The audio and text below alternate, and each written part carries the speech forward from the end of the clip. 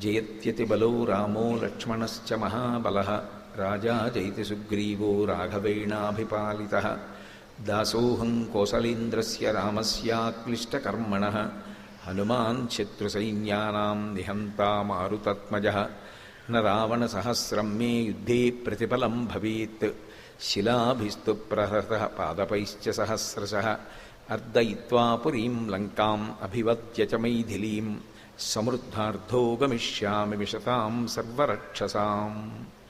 ధర్మాత్మా సత్యసంధశ్చ రామో దశరథిర్యది పౌరుషే చ ప్రతిద్వంద్వస్య రైనం జహిరావిణిం ఆపదామపహర్తారం దాతారం సర్వసంపదాం లోకాభిరామం శ్రీరామం భూయో భూయో నమామ్యహం. హరి ఓం. పరమేశ్వర స్వరూపైన సభకి నమస్కారం. త్రిజట తన స్వప్న వృత్తాంతాన్ని ఆవిష్కరించిన తరువాత సేద తీరి ఉన్నటువంటి సీతమ్మ యొక్క స్థితి దగ్గర నిన్నటి రోజు ప్రవచనాన్ని పూర్తి చేయడం జరిగింది. ఆ తల్లి యొక్క పరివేదనతో కూడుకున్న స్థితిని వర్ణిస్తూ మహర్షి అంటారు, అభూతేనాపవాదేన కీర్తిం నిపతితామివ సన్నామివ మహాకీర్తిం శ్రద్ధామివ విమానితాం అంటారు. ఆ తల్లి అప్పటికీ కూడా ఇంకా మనసులో పూర్తిగా ఖేదం తీరలేదు, ఆవిడ బాధ పోలేదు. అందుకే అభూతేనాపవాదేన కీర్తిం నిపతితామివ. ఎంతో పేరు ప్రతిష్టలున్న వ్యక్తికి ఎంతో కష్టపడి జీవితంలో ధర్మాన్ని మాత్రమే ఆశ్రయించి నిరంతరము భగవద్భక్తితో బ్రతికేటటువంటి వ్యక్తి మీద ఒక అపనింద వచ్చి పడితే, అకస్మాత్తుగా ఆయన యొక్క కీర్తి ప్రశ్నార్థకమైందనుకోండి, ఆయన ఇటువంటి పని చేశారా అని 10 మంది అడిగేటటువంటి సమయము ఒకటి వచ్చిందనుకోండి, అప్పుడు ఆ వ్యక్తి మనసు ఎంత గాయపడి ఉంటుందో, 10 మందిలో నవ్వుతూ తిరుగుతున్నా ఆయన లోపల మాత్రం ఎంత కలుక్కుమంటున్న మనసుతో ఉంటాడో అలా ఉందిట అమ్మవారు. నిజంగా వాల్మీకి మహర్షి వేసినటువంటి ఉపమానాలు కొన్ని మనకి దొరుకుతాయి. బాహ్యంలో మనం చూడవచ్చు, ఏదో వేట కుక్కల మధ్యలో మిగిలిపోయినటువంటి ఒక్కలీడి పిల్ల అన్నారనుకోండి, దాన్ని ఊహించవచ్చు, అది ఎదురుగుండా దొరుకుతాయి కూడా అటువంటి సన్నివేశాలు. ఇవి మనసుతో ఊహ చేసి మానసిక స్థితి అలా ఉన్నటువంటి వ్యక్తి ఎలా ఉంటాడో సీతమ్మ తల్లి అలా ఉంటుంది అని ఆలోచించినప్పుడు అభూతేనాపవాదేన, పోని వచ్చిన అపవాదు సత్యమైతే, అయ్యో నేను పొరపాటు చేశాను, ఆ పొరపాటు వల్ల ఇప్పుడు ఈ బాధ అనుభవిస్తున్నాను అని సరిపెట్టుకుంటాడు. ఆయన చేసిన పొరపాటు లేదు, చేసిన తప్పు లేదు, ఆయన ఎప్పుడూ త్రికరణ శుద్ధిగానే ప్రవర్తించాడు, ఎప్పుడూ ధర్మ మార్గాన్నే అనుష్ఠించాడు. ఆయన ఎన్నడూ ఎవరి జోలికి వెళ్ళినవాడు కాడు. అటువంటి వాడి మీద అసత్యంతో కూడుకున్నటువంటి అపవాదు ఒకటి మోపబడింది. అప్పుడు ఆయన కీర్తి అకస్మాత్తుగా క్షీణించింది. ఆయన ఎంత బాధపడతాడో అలా ఉంది అమ్మవారు. కానీ ఇందులో మీరు ఒకటి ఆలోచించండి, అపవాదు అసత్యం, అది నిజంగా ఆయన చేసిన దోషం కాదు. ఆయన్ని బాధ పెట్టాలనో లేకపోతే కాలంలో అలా ఆయన గతంలో చేసుకున్న కర్మ పోవడానికో, లేదా ఎంత కష్టం వచ్చినటువంటి వ్యక్తి అయినా సరే తట్టుకు నిలబడగలిగితే వాడే చరిత్రని నిర్మించగలుగుతాడు అని భవిష్యత్ తరాలకి మార్గదర్శనం చెయ్యడానికో, ఈశ్వరుడు ఏర్పాటు చేసినటువంటి వ్యవస్థలో అసత్యమైనటువంటి దోషం ఎవరి మీద ఆరోపింపబడిందో అది కాలంలో ఎప్పటికో అప్పటికి ఎగిరిపోతుంది. ఎగిరిపోయి రెట్టించినటువంటి వైభవంతో మళ్ళీ ఆయన కీర్తి ప్రకాశిస్తుంది. ఇవాళ అలా ఉన్నటువంటి సీతమ్మ ఎప్పటికీ అలా ఉండిపోదు. ఆవిడ మళ్ళీ సంతోషంగా తిరిగేటటువంటి రోజు వస్తుంది. ఆరోపింపబడినటువంటి అపవాదు అసత్యమైనప్పుడు అది కొంతకాలానికి ఎలా ఎగిరిపోతుందో, సత్యం ఎలా ప్రకాశిస్తుందో, సీతమ్మ మళ్ళీ పరమ సంతోషంతో ఉండేటటువంటి రోజులు ముందున్నాయి. చెప్పకుండా చెప్పడం సుందరకాండ. మనసు చేత అనుభవించి అటువంటి విషయాన్ని ఊహ చేసినంత మాత్రం చేతనే మనసులో సహృదయం ఉన్నవాడికి అయ్యో అనిపిస్తుంది. అసలు సీతమ్మ యొక్క దైన్యాన్ని, ఆవిడ పొందినటువంటి దుఃఖాన్ని ఆలోచన చేసినప్పుడు అలా అనిపించినటువంటి హృదయం ఏదుందో వాడు సహృదయుడు. అటువంటి సహృదయుడికే కావ్యం చదవడానికి అధికారం ఉంటుంది. అభూతేనాపవాదేన కీర్తిం నిపతితామివ ఆమ్నాయనామయోగేన విద్యాం ప్రశిథిలామివ. ఆమ్నాయనామయోగి ఆయన యోగి, ఆయన ఆమ్నాయం చేస్తుంటాడు. ఆమ్నాయము అన్న మాట వేదానికి అన్వయం అవుతుంటుంది. ఎప్పుడు భగవత్ సంబంధమైనటువంటి మంత్రభాగాన్ని లోపల తిప్పుతూ ఉంటాడు. అందుకే మీరు ఆయన గాఢ నిద్రలో ఉండగా లేపి ఆ మధ్యలో ఉన్న ఏదో ఒక్క విషయాన్ని ప్రస్తావన చేసినా సరే ఆయన దాన్ని కొనసాగించేస్తాడు, ఆయన చెప్పేయగలడు. అంతలా చెప్పగలిగినటువంటి ధారణ దేని చేత వచ్చింది అంటే కేవలం దాన్ని అదే పనిగా బట్టి పట్టడం వల్ల వచ్చింది కాదది. అది ఆయనకు ఉన్నటువంటి శ్రద్ధ, దాని మీద ఆయనకున్న అనురక్తి అటువంటిది. అనురక్తి అది కాబట్టి ఆయన మనసు ఎప్పుడూ దాని గురించే ఆలోచిస్తూ ఉంటుంది. దాని గురించే ఆలోచిస్తుంటే ఆ శ్లోకాలే తిప్పుతూ ఉంటాడు మనసులో. అవే తిప్పుతుంటే అవే మనసులో ఉంటాయి. నేను మొన్నటి రోజు ప్రవచనం పూర్తి చేసి లోపల గదిలో కూర్చుని ఉండగా నా దగ్గరికి మల్లంపల్లి శరభేశ్వర శర్మ గారి అబ్బాయి వచ్చి కలిశారు. నేను చాలా సంతోషించాను ఇంటికి వెళ్ళాక. మల్లంపల్లి శరభేశ్వర శర్మ గారు ఒక రోజున మా ఇంట్లో ఆతిథ్యం తీసుకున్నారు. అటువంటి మహాపురుషుడికి ఆతిథ్యం ఇచ్చేటటువంటి అదృష్టం కలిగింది నాకు. వారికి సౌకర్యంగా నేను ఏర్పాటు చేశానో లేదో, పడుకున్నారో లేదోనని ఆయన తలుపు వెయ్యకయ్యా కోటేశ్వరరావు అన్నారు. ఎటూ తలుపు తీసింది కదా అని అలా వెడుతూ చూశారు. కాళ్ళు రెండు ఇలా ఊపుతూనే ఉన్నారు. అయ్య బాబోయ్ ఈయనకి నిద్ర పట్టట్లేదేమో, దోమలు ఉన్నాయేమో అని లోపలికి వెళ్ళి పిలిచాను. ఆయన పలకలేదు కానీ కాళ్ళు ఊపుతున్నారు. నేను మళ్ళీ నాకు నిద్ర పట్టలేదు. ఆయనకి ఏ అసౌకర్యం వల్ల అలా ఉంది, ఏమో ఒంట్లో బాగోలేదా ఏమైందని మళ్ళీ 1 గంటకి లేచి చూశాను. మళ్ళీ అలాగే ఊపుతున్నారు కాళ్ళు. పోనీ అది ఏదో యథాలాపంగా కాదు, చాలా వేగంగా ఊగుతున్నాయి. మనిషిని పిలిచాను, పలకలేదు. మళ్ళీ తెల్లవారకట్టు వచ్చాను, మళ్ళీ ఊపుతున్నారు. అంటే ఆయన నిద్రపోలేదు, నేను నిద్రపోలేదు. తెల్లవారిపోయింది. ఆయన లేచి అనుష్ఠానం చేసుకున్నారు, నేను అనుష్ఠానం చేసుకొచ్చి అయ్యా రాత్రి నిద్రపోలేదా అన్నాను. నిద్ర పట్టలేదు కానీ ఎంత ఆనందం అనుభవించానయ్యా అన్నారు. ఏమండి అన్నాను. అంటే మీరు నమ్మండి నమ్మకపోండి, నేను సుందరకాండ చెప్తున్నా మీతో. నేను ఈ ప్రశ్న ఆయన అడిగింది ఉదయం 6:30 సమయంలో అడిగాను. ఆ తర్వాత ఆయన ఓ కప్పు కాఫీ కూడా అడగలేదు. మా ఆవిడ పట్టుకొస్తే ఇద్దుగాని అమ్మా ఇద్దుగాని అంటూ 10 గంటల వరకు నాతో పార్వతీ కళ్యాణం గురించి చెప్తున్నారు. చెప్తూ రాత్రి పద్యాలు గుర్తొచ్చాయో, ఆ పద్యాలు ఆలోచిస్తున్నాను, ఏమి పద్యరచన చేశాడంటావు అని ఒకదాంట్లోకి వెళ్ళిపోతూ ఆనంద తన్మయత్వం. 10 అయిపోయింది. ఆయనకి పెద్దవారు అయిపోయి ఉన్నారు అప్పటికే. ఒక్క కప్పు కాఫీ తాగుదామన్న ధ్యాస ఆయనకి లేదు. ఆయన భోజనం చేసిన తర్వాత కూర్చుని బాధపడుతూ నాతో మాట అన్నారు. కుటుంబపరంగా నేను ఒక కర్తవ్యాన్ని మరిచిపోయానయ్యా కోటేశ్వరరావు, ఎప్పుడూ వీటి గురించి ఆలోచించి అన్నారు. అది ఆయన కుటుంబ విషయం కాబట్టి సభాముఖంగా నేను చెప్పకూడదు. కాబట్టి మహానుభావుడు, ఆయన మనసు బాధపడ్డ విషయాన్ని నేను ఎందుకు స్మరించాలి వేదిక మీద? నిజంగా అటువంటి మహితాత్ములు ఉంటారు. వాళ్ళ మనసు ఎప్పుడు రంజిల్లుతూ ఉంటుంది, ఎప్పుడు అవి తలుచుకు మురిసిపోతూ ఉంటారు. అటువంటి ఆమ్నాయనామయోగేన శ్రద్ధాం ప్రసిధిలామివ. ఆయనకు ఆ శ్రద్ధ అకస్మాత్తుగా పోయిందనుకోండి, అకస్మాత్తుగా దాని మీద విశ్వాసం, దాని మీద నమ్మకం, దాని మీద అనురక్తి క్షీణించిపోయాయి అనుకోండి. క్షీణించిపోయి అన్య విషయాలతో సంపర్కం చెంది అసలు మనం వెళ్ళి ఆయన్ని అడిగితే ఇందులోదంటావా పద్యం అన్నారనుకోండి, నాకు ఎలా ఉంటుంది? ఈయన అనుకుంటానా అనుకోనా? కానీ ఆ మహానుభావుడి జీవితంలో అలా లేదులేండి.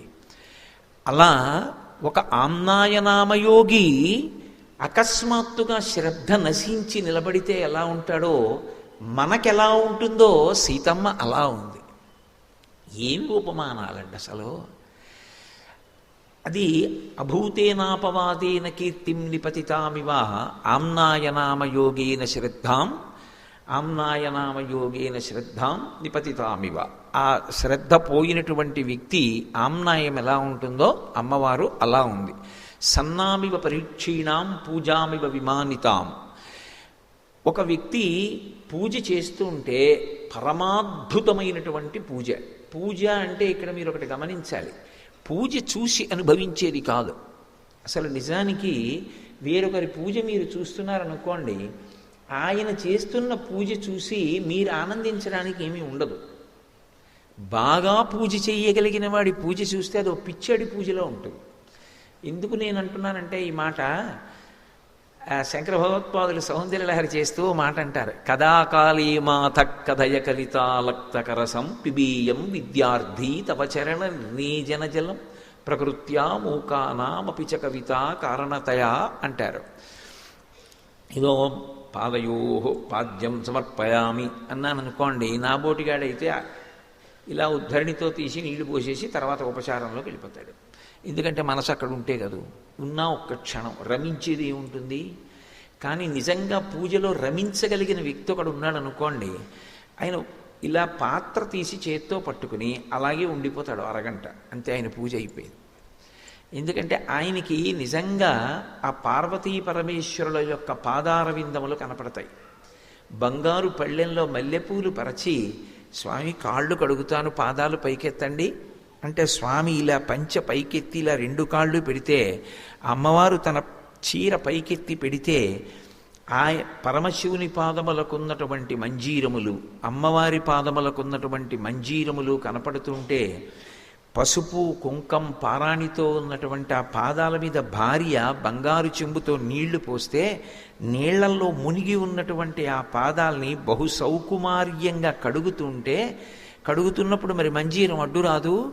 ఎడంచేత్తో మంజీరం ఇలా ఎత్తి పట్టుకుని ఆయన కాలు వెనక, అమ్మ కాళ్ళ వెనక కడిగి పసుపు ఎరుపుగా ఉన్నటువంటి ఆ నీళ్లు ఎడంచేత్తో ఉద్ధరణితో తీయడం ఇష్టం లేక ఇలా చూస్తే, భార్య ఉద్ధరణితో తీసిస్తే తాను వాటిని ఇలా పట్టుకుని ఆ సువాసనలు గుబాళిస్తున్న నీటిని 3 మాటలు తీర్థంగా పుచ్చుకొని ఆ పళ్ళెం పక్కకి తీసి ఆ పాదాలు తుడుస్తున్న భావన చేస్తూ ధ్యానమునందు మగ్నుడయ్యి ఉన్నాడు అనుకోండి, పాదయోహో పాద్యం సమర్పయామి, ఆయన అలాగే ఉంటాడు.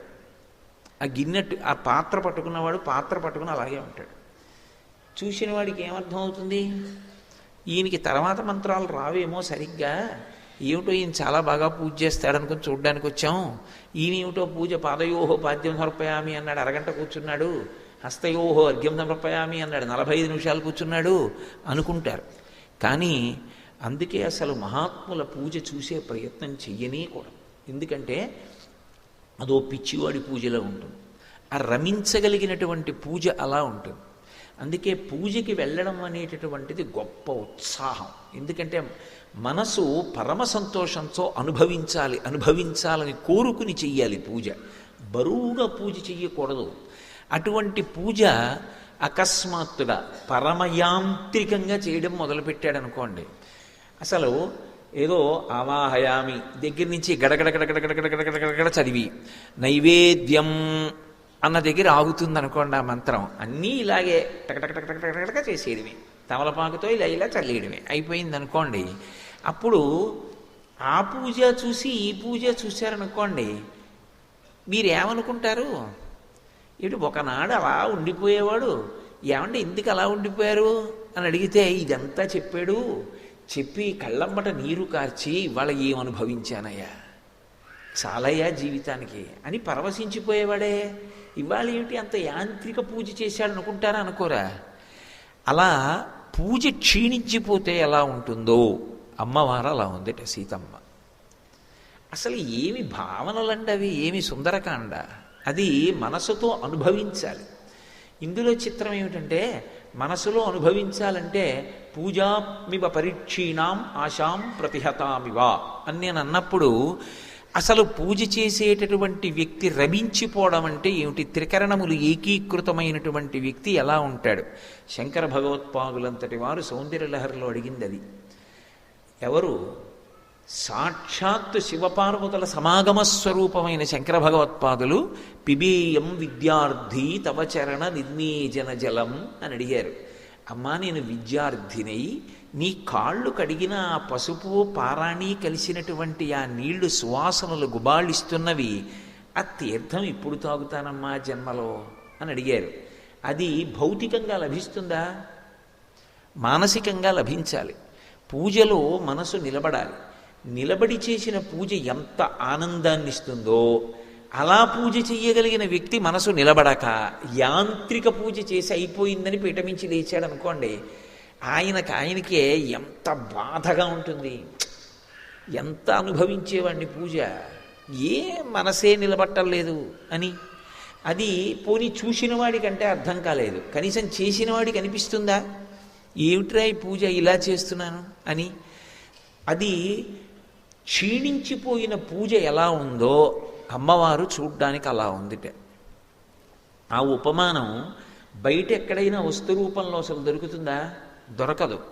కానీ సీతమ్మ యొక్క పరిస్థితిని అన్వయం చెయ్యడానికి, ఆవిడ యొక్క రూపం అప్పుడు ఎలా ఉంటుంది అన్నది మనసు పట్టుకోవడానికి నిజంగా వాల్మీకి మహర్షి ఇచ్చినటువంటి సుందరకాండ రచన పరమాద్భుతం. అలాగే ఆశాం ప్రతిహతామివ, ఇది జరిగి తీరుతుంది అని ఒక ఆశ పెట్టుకున్నాడు. కానీ ఆ నెరవేరలేదు ఆశ. నెరవేరని ఆశ మనిషిని ఏ రూపంతో ఎటువంటి లక్షణంతో నిలబడుతుందో అలా అమ్మవారు కనపడుతోంది. అలా ఉన్నటువంటి తల్లిని పైనుంచి చూసి మురిసిపోతున్నారు స్వామి హనుమ. ఎందుకని? ఇంతమంది కాంచనలంకలో సంతోషంగా ఉన్నారు, సంతోషంగా లేని వ్యక్తి అన్న వాళ్ళు ఆయనకి కనపడలేదు. ఎవరు చూసినా సంతోషంగా ఉన్నారు, ఒక్క ఆవిడే ఏడుస్తోంది.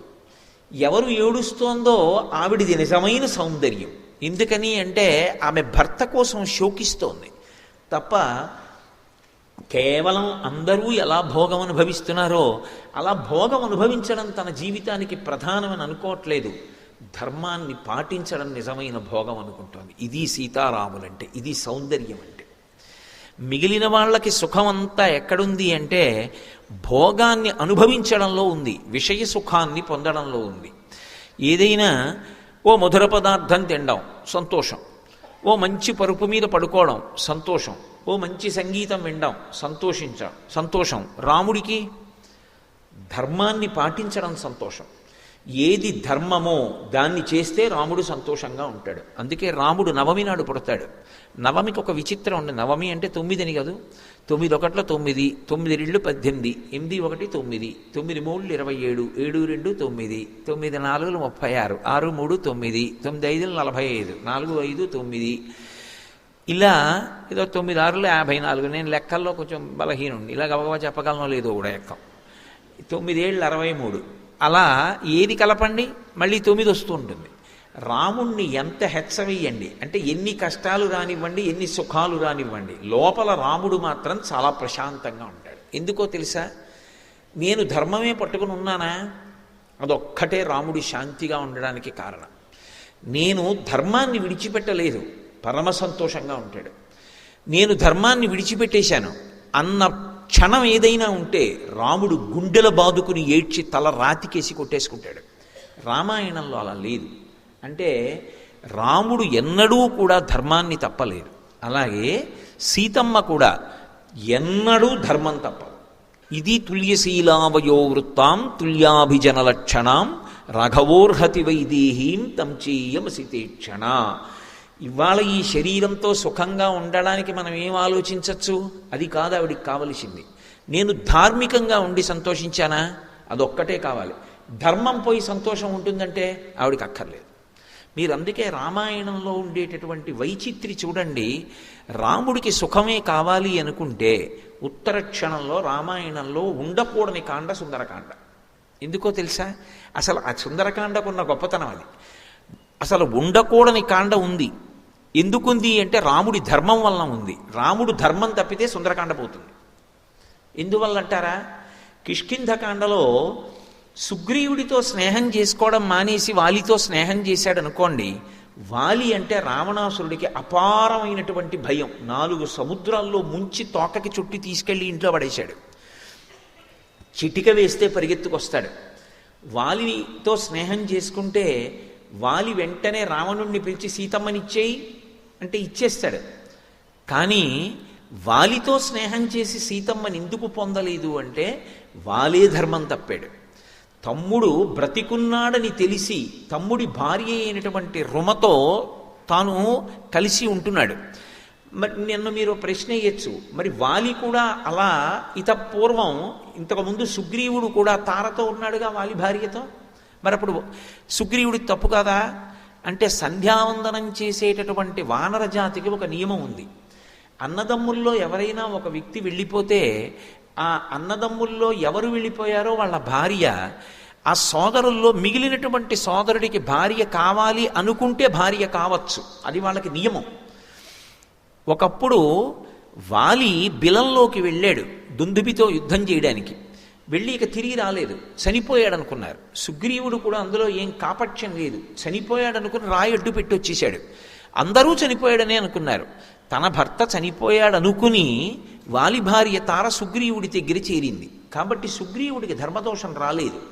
కానీ సుగ్రీవుడు బ్రతికున్నాడని తెలిసి తరిమి కొట్టి సుగ్రీవుడి భార్య రుమని తన భార్యగా అనుభవించాడు వాలి. కాబట్టి ధర్మం తప్పాడు. ధర్మం తప్పిన వాడితో స్నేహం చేసుకుని నా భార్యను నేను తెచ్చుకోను, ధర్మంలో ఉన్నవాడితో స్నేహం చేసుకుని కష్టపడైనా నా భార్యను తెచ్చుకుంటాను. ఈ అకుంఠిత దీక్షతో నిలబడ్డాడు కాబట్టి సుందరకాండ యుద్ధకాండ వచ్చాయి. లేకపోతే అసలు రాముడు ధర్మాత్ముడు కాకపోతే సుందరకాండే లేదు. సుందరకాండ ఉంది అంటే, సుందరకాండ ఉంటే కదా యుద్ధకాండ ఉండడం. కాబట్టి అసలు సుందరకాండ ఉంది అంటే రాముడి ధర్మం. రాముడంత ధర్మాత్ముడు కానీ సీతమ్మ ధర్మాత్మురాలు కాదనుకోండి, అసలు రామ కథకు అంతమే లేదు, ఇంకా రాముడికి ఆలయము లేదు, రాముడి కథ లేదు. ఎందుకని అంటే అసలు నా నోటితో అలా ఉచ్చరించడం కూడా నాకు ఇష్టం లేదు. సీతమ్మ మనసులోనైనా సరే ఎప్పుడైనా నిజమే రావణుడు చెప్తున్నది అసలు రాముడు ఉన్నాడో లేడో, ఇలా ఎందుకు నా జీవితాన్ని పాడు చేసుకోవడం అని ఆలోచించింది అనుకోండి, ఇంకేమి సీతారాములు, ఇంకేమి దాంపత్యం, ఇంకెందుకు ఈ దేవాలయాలు.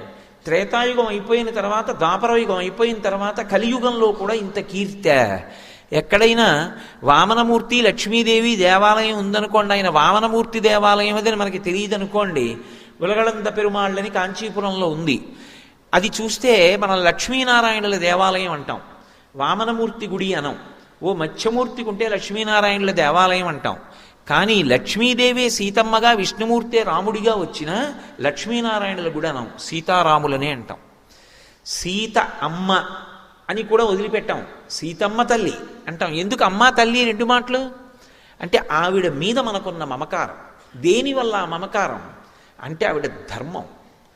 ఆవిడ పతివ్రత ధర్మాన్ని అలా పాటించింది మనసులో కూడా ఎన్నడూ.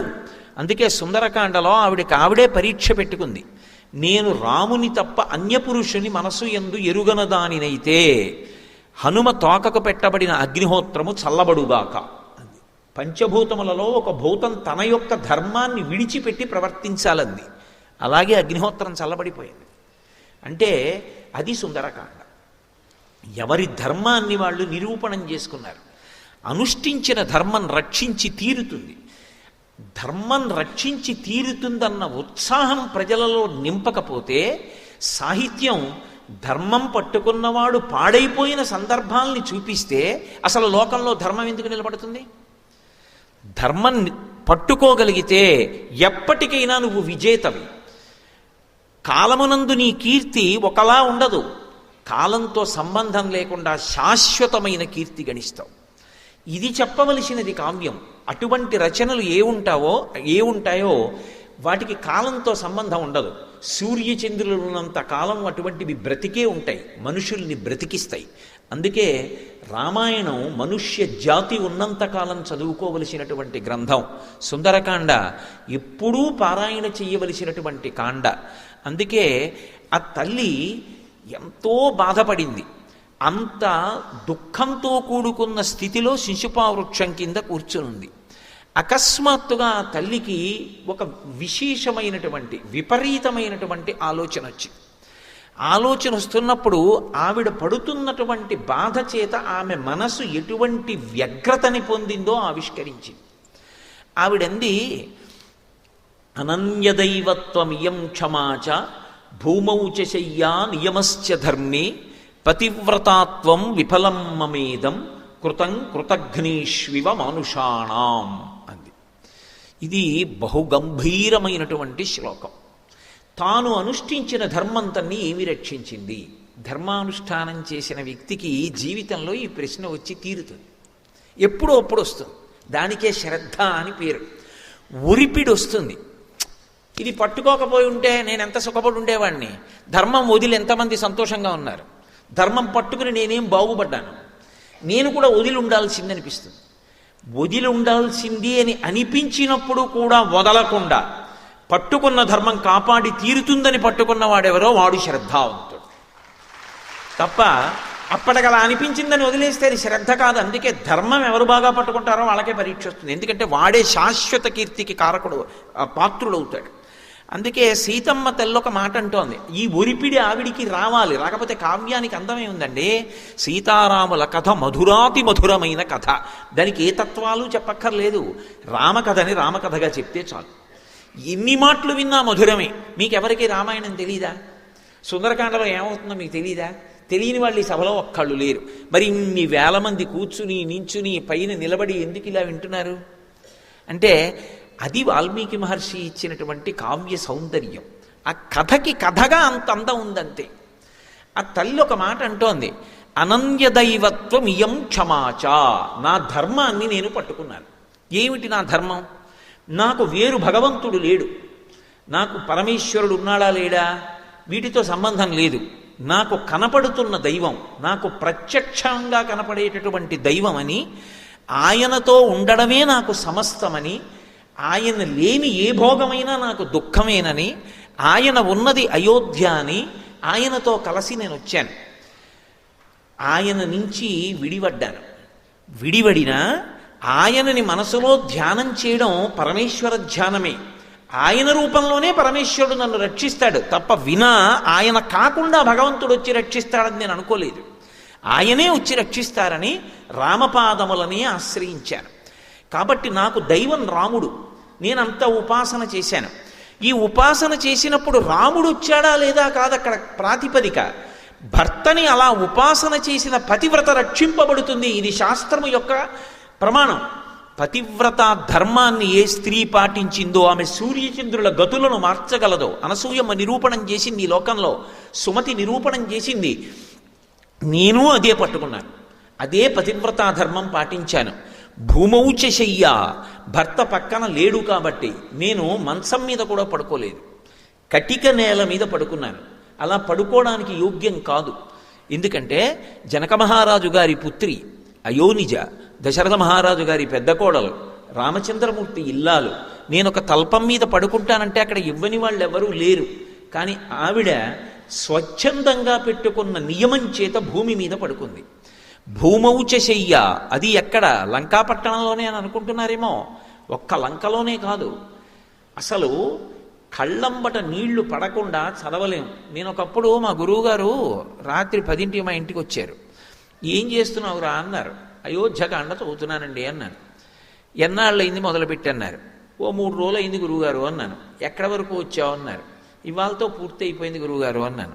ఆయన నా వంక అలా నోరు తెరిచి చూస్తూ ఉండిపోయారు. అదేం గురువుగారు అలా చూస్తున్నారన్నాను. అయోధ్యకాండలో 4 సర్గలు చదవడానికి నాకు 10 రోజులు పడుతుందిరా. కళ్ళమ్మని నీళ్ళు వచ్చేసి ముక్కులోంచి నీళ్ళు వచ్చి 3 రోజుల్లో అయోధ్యకాండ ఎలా చదివేశావురా అన్నారు. ఆయన అనుభవించిన వారు, నేను చదివినవాడిని. తేడా లేదు. సీతారాముల కష్టాలు ఆయన కష్టాలు. ఆయన దాంతో తాదాత్మ్యత చెంది చదువుకుంటారు. అందులో ఒక విషయం చెప్తారు. సీతారాములు అరణ్యవాసానికి వచ్చారు. అరణ్యవాసానికి వచ్చి గుహుడి దగ్గరికి వెళ్ళారు. గుహుడు అరటి పట్టలు ఆకులు తెచ్చి నేల మీద పడేసి రామా పడుకో అన్నాడు. రాముడు పరమధర్మాత్ముడు, ధర్మం ఆయనకి శాంతి. ఒక వ్యక్తి నిద్రపోతున్నాడు అంటే అతని మనసు ప్రశాంతంగా ఉంటే నిద్రపడుతుంది. అయోధ్య విడిచిపెట్టి వచ్చి నా తండ్రి ఎంత బాధపడుతున్నాడో, నా తల్లి ఎంత బాధపడుతోందో, ఇవాళ రాత్రి మా నాన్నగారు అన్నం తినరు, ఏడుస్తూనే ఉంటారు నేను కనపడలేదని. అందుకని నేను అన్నం తినలేను. మా నాన్నగారు తినలేకపోయి ఏడుస్తూ ఉంటారని గుర్తొచ్చిన నేను ఎలా అన్నం తింటాను? నాకొద్దు పళ్ళు కూడా. కానీ ధర్మం తప్పడు. ఆచమనీయం తీసుకుని పడుకుంటాను అని ఆచమనం చేసి పడుకున్నాడు. ఆయన నేల మీద పడుకున్నాడు, అరటి పట్టల మీద. చుట్టూ ఎవరున్నారు? గుహుడు, ఆటవికులు ఉన్నారు. ఆయన అంటే అలా పడుకుంటారు కానండి, నాకు అలవాట్లేదని కూడా ఆవిడ అనొచ్చు. అన్నా కూడా ఎవరు ఏమనరు. ఆయన మనసు ధర్మము చేత శాంతిగా ఉంది, నిద్రపోయాడు. ఆవిడ రామచంద్రమూర్తి యొక్క చేతిని తలగడాగా చేసుకుని, ఒక పురుషుడు పడుకోవడం వేరు, ఒక స్త్రీ ఇంతమంది ఆటవికులు చుట్టూ తిరుగుతుండగా, అందులో గుహుడిది పిచ్చి ప్రేమ, గుండ్రంగా తిరుగుతున్నారు వాళ్ళు ఎవరైనా వస్తారని, ఇంతమంది ఆటవికులు చూస్తుండగా సీతమ్మ నా స్వామి పడుకుని నిద్రపోతున్నారు, నేనెందుకు పడుకోను అని ఆయన చేతిని తలగడాగా చేసుకుని వచ్చి పడుకుంది. ఆ తర్వాత లక్ష్మణస్వామి భరతుడు వచ్చి చూశాడు. సీతమ్మ కట్టుకున్న పట్టు చీరకున్నటువంటి దారాలు అక్కడ ఉన్నటువంటి ఆకులకి అలమలకి చుట్టుకున్నాయి. గుండెలు బాదుకుని ఇచ్చాడు. నా వల్ల కదూ ఇంత కష్టపడింది వదినమ్మ. ఏమి రామాయణం అండి! కుటుంబం అంటే ఎలా బ్రతకాలో, ప్రేమ అంటే ఎలా ఉంటుందో, అసలు ఎలా మాట్లాడాలో, ఎలా ఆలోచించాలో నేర్పుతుంది రామాయణం. రామాయణం నేర్చుకున్న వ్యక్తి యొక్క ఆలోచన సరళే వేరుగా ఉంటుంది. అంత ఆర్ద్రతతో ఉంటుంది, అంత ప్రేమతో ఉంటుంది. అందుకే అలా పడుకుంది సీతమ్మ. లక్ష్మణస్వామి దగ్గరికి వెళ్ళి గుహుడు అన్నాడు, నీకు అరటిపట్టలు వేస్తాను, పడుకో అన్నాడు. కథం దాశరథౌ భూమౌ శైనే సహసీతయా, ఎలా అని అడిగాడు ప్రారంభంలో. లేకలేక పుట్టిన కుమారుడు, సుగుణాభిరాముడు, ఎవడు కనపడకపోతే మా తండ్రి శరీరమే వదిలేస్తాడో అటువంటి రాముడు అరణ్యవాసానికి వచ్చి కటిక నేల మీద పడుకున్నాడు, నువ్వు కొట్టి పడేసిన అరటి డప్పల మీద. నా తల్లి సీతమ్మ అయోనిజ, మహాతల్లి మా వదిన, ఇంతమంది చూస్తుండగా మా అన్నయ్య చేతిని తలగడాగా చేసుకుని నిద్రపోతోంది, మీరందరూ చూస్తున్నారు, మా వదిన అంత ధార్మికంగా నిద్రపోతోంది.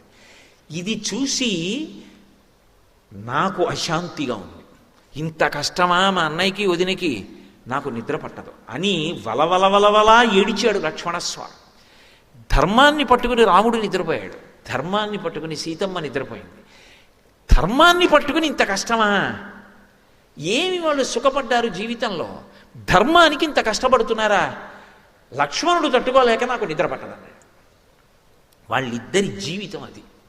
అటువంటి దంపతులు అసలు లోకంలో అపురూపం. అందుకే ఆశీర్వచనం చేస్తే సీతారాముల్లా బ్రతకండి అంటారు. కాలంలో శాశ్వతత్వం దీనివల్ల వస్తుంది అంటే ఆ ధర్మాన్ని పట్టుకోవడం వల్ల వస్తుంది. ఆ ధర్మం గురించి చెప్పనటువంటి గ్రంథం ఎలా లోకానికి ఉపయుక్తమవుతుంది?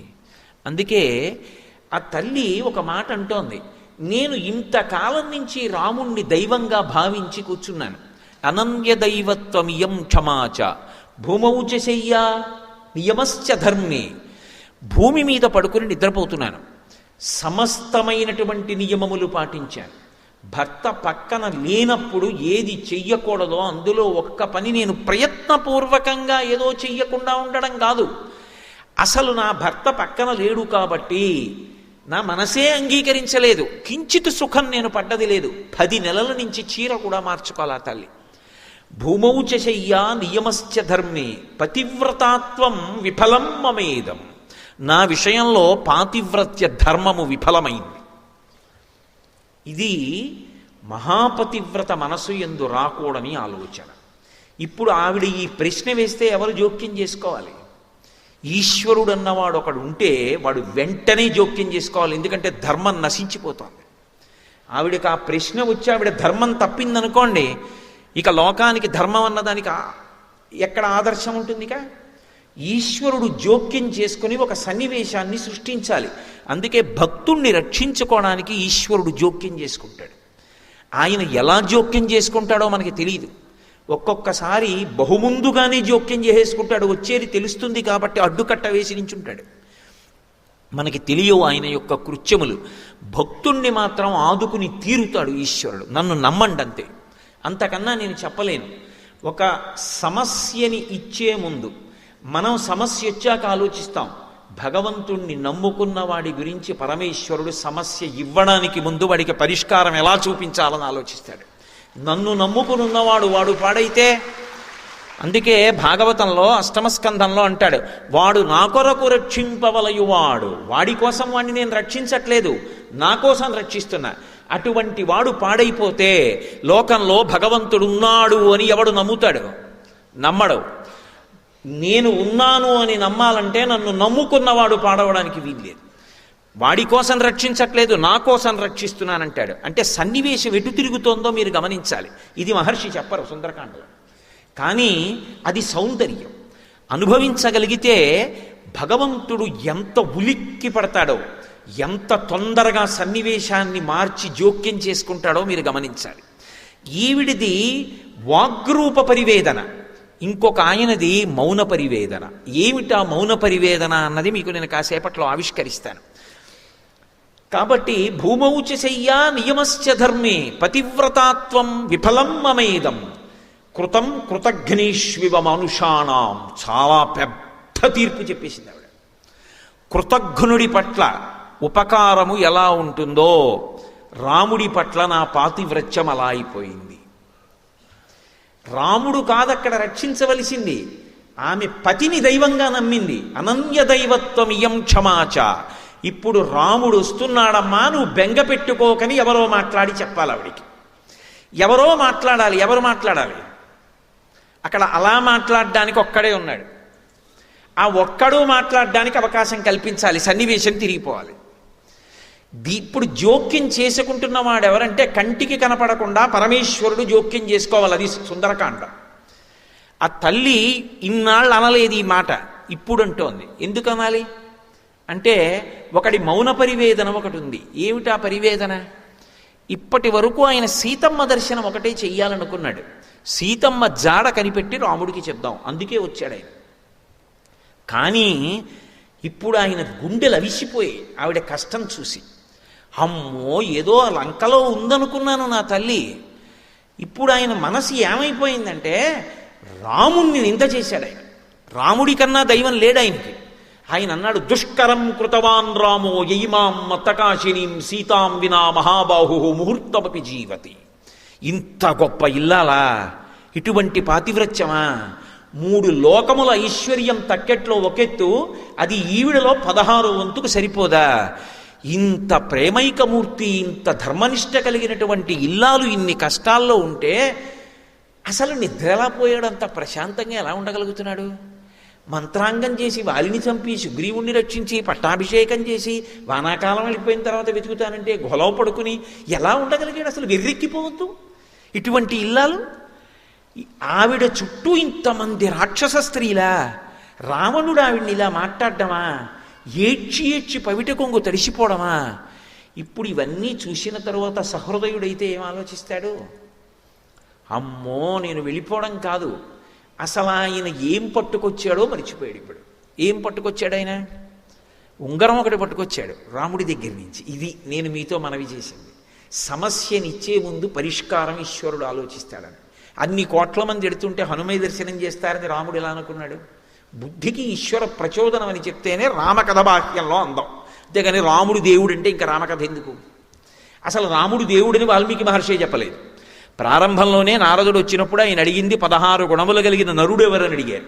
కోన్వస్మిన్ సంప్రదంలోకే గుణవాన్ కశ్చ వీర్యవాన్ ధర్మజ్ఞశ్చ కృతజ్ఞశ్చ సత్యవాక్యో దృఢవ్రతః చారిత్రేణ చకోయుక్తః సర్వభూతేషు కోహితః విద్వాన్ కః కస్సమర్థశ్చ కశ్చైక ప్రియదర్శనః ఆత్మవాన్ కో జితక్రోధో ద్వితిమాన్ కో ననసూయకః కస్య బిభ్యతి దేవాశ్చ జాతరోషస్య సంయుగే అని అడిగారు. కాబట్టి ఇప్పుడు 16 గుణములు పరిపూర్ణముగా కలిగినటువంటి నరుడు రాముడైతే ఆయనకి బుద్ధిని ప్రచోదనం చేసిన వాడు ఈశ్వరుడని చెప్తేనే సీతారాముల కథ మధురాతి మధురం అవుతుంది.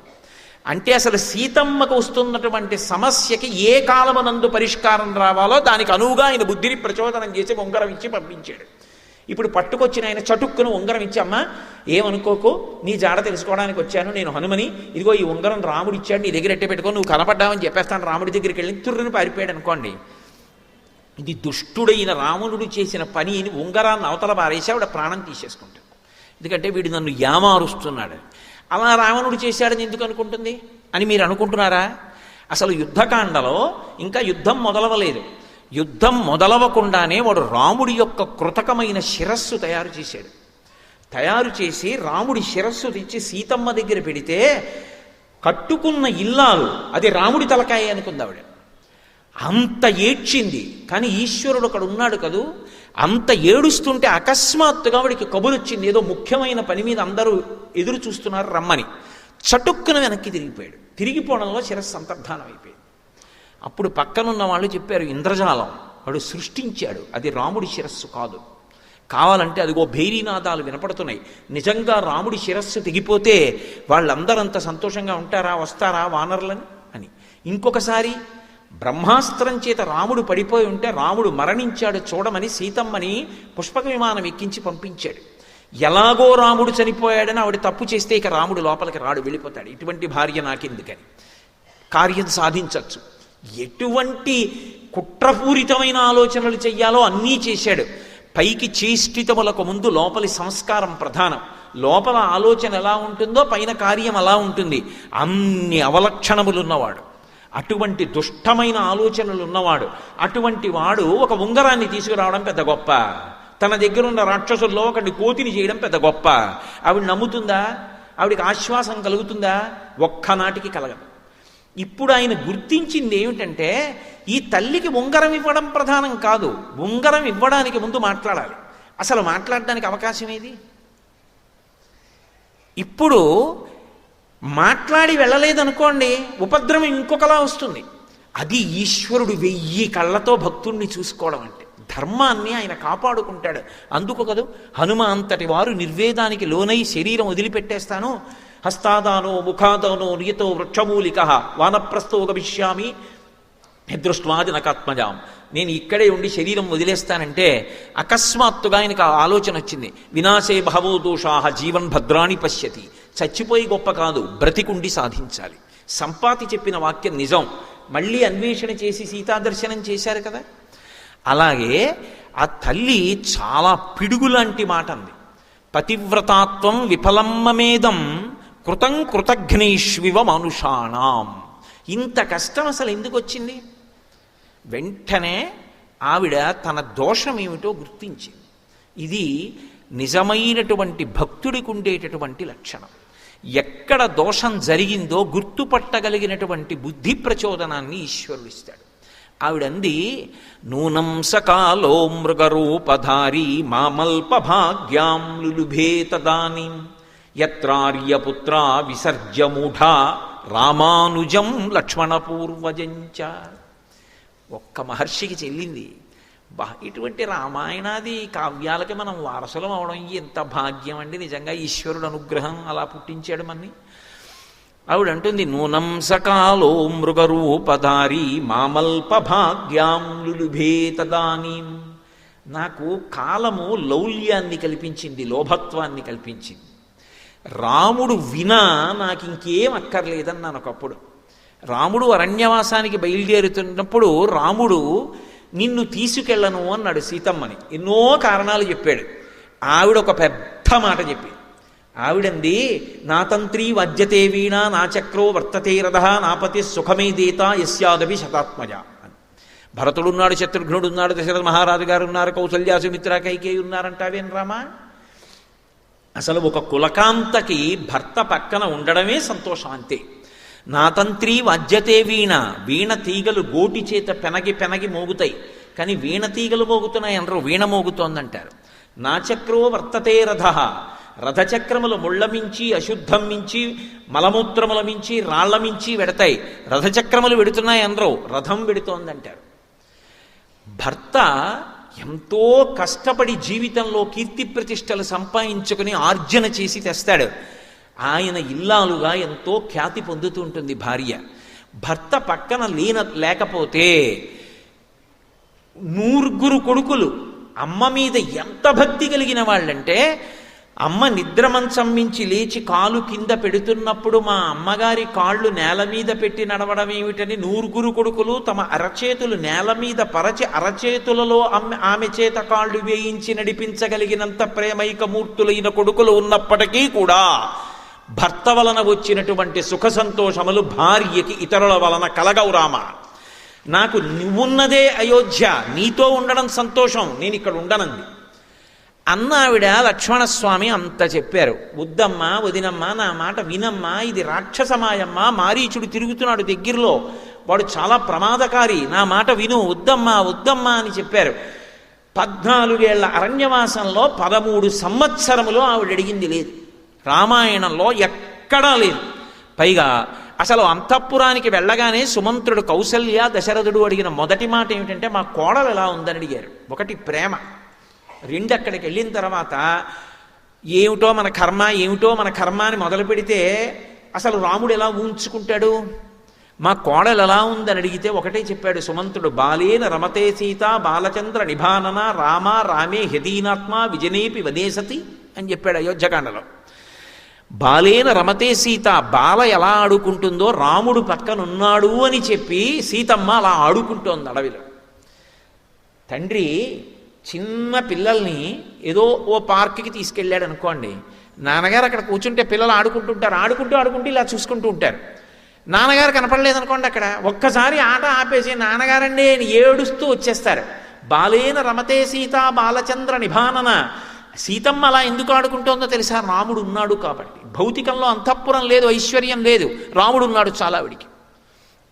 అంతటి మహాపతివ్రత నూనం సకాలో మృగరూపధారి మామల్ప భాగ్యాం లులుభే తదానీం.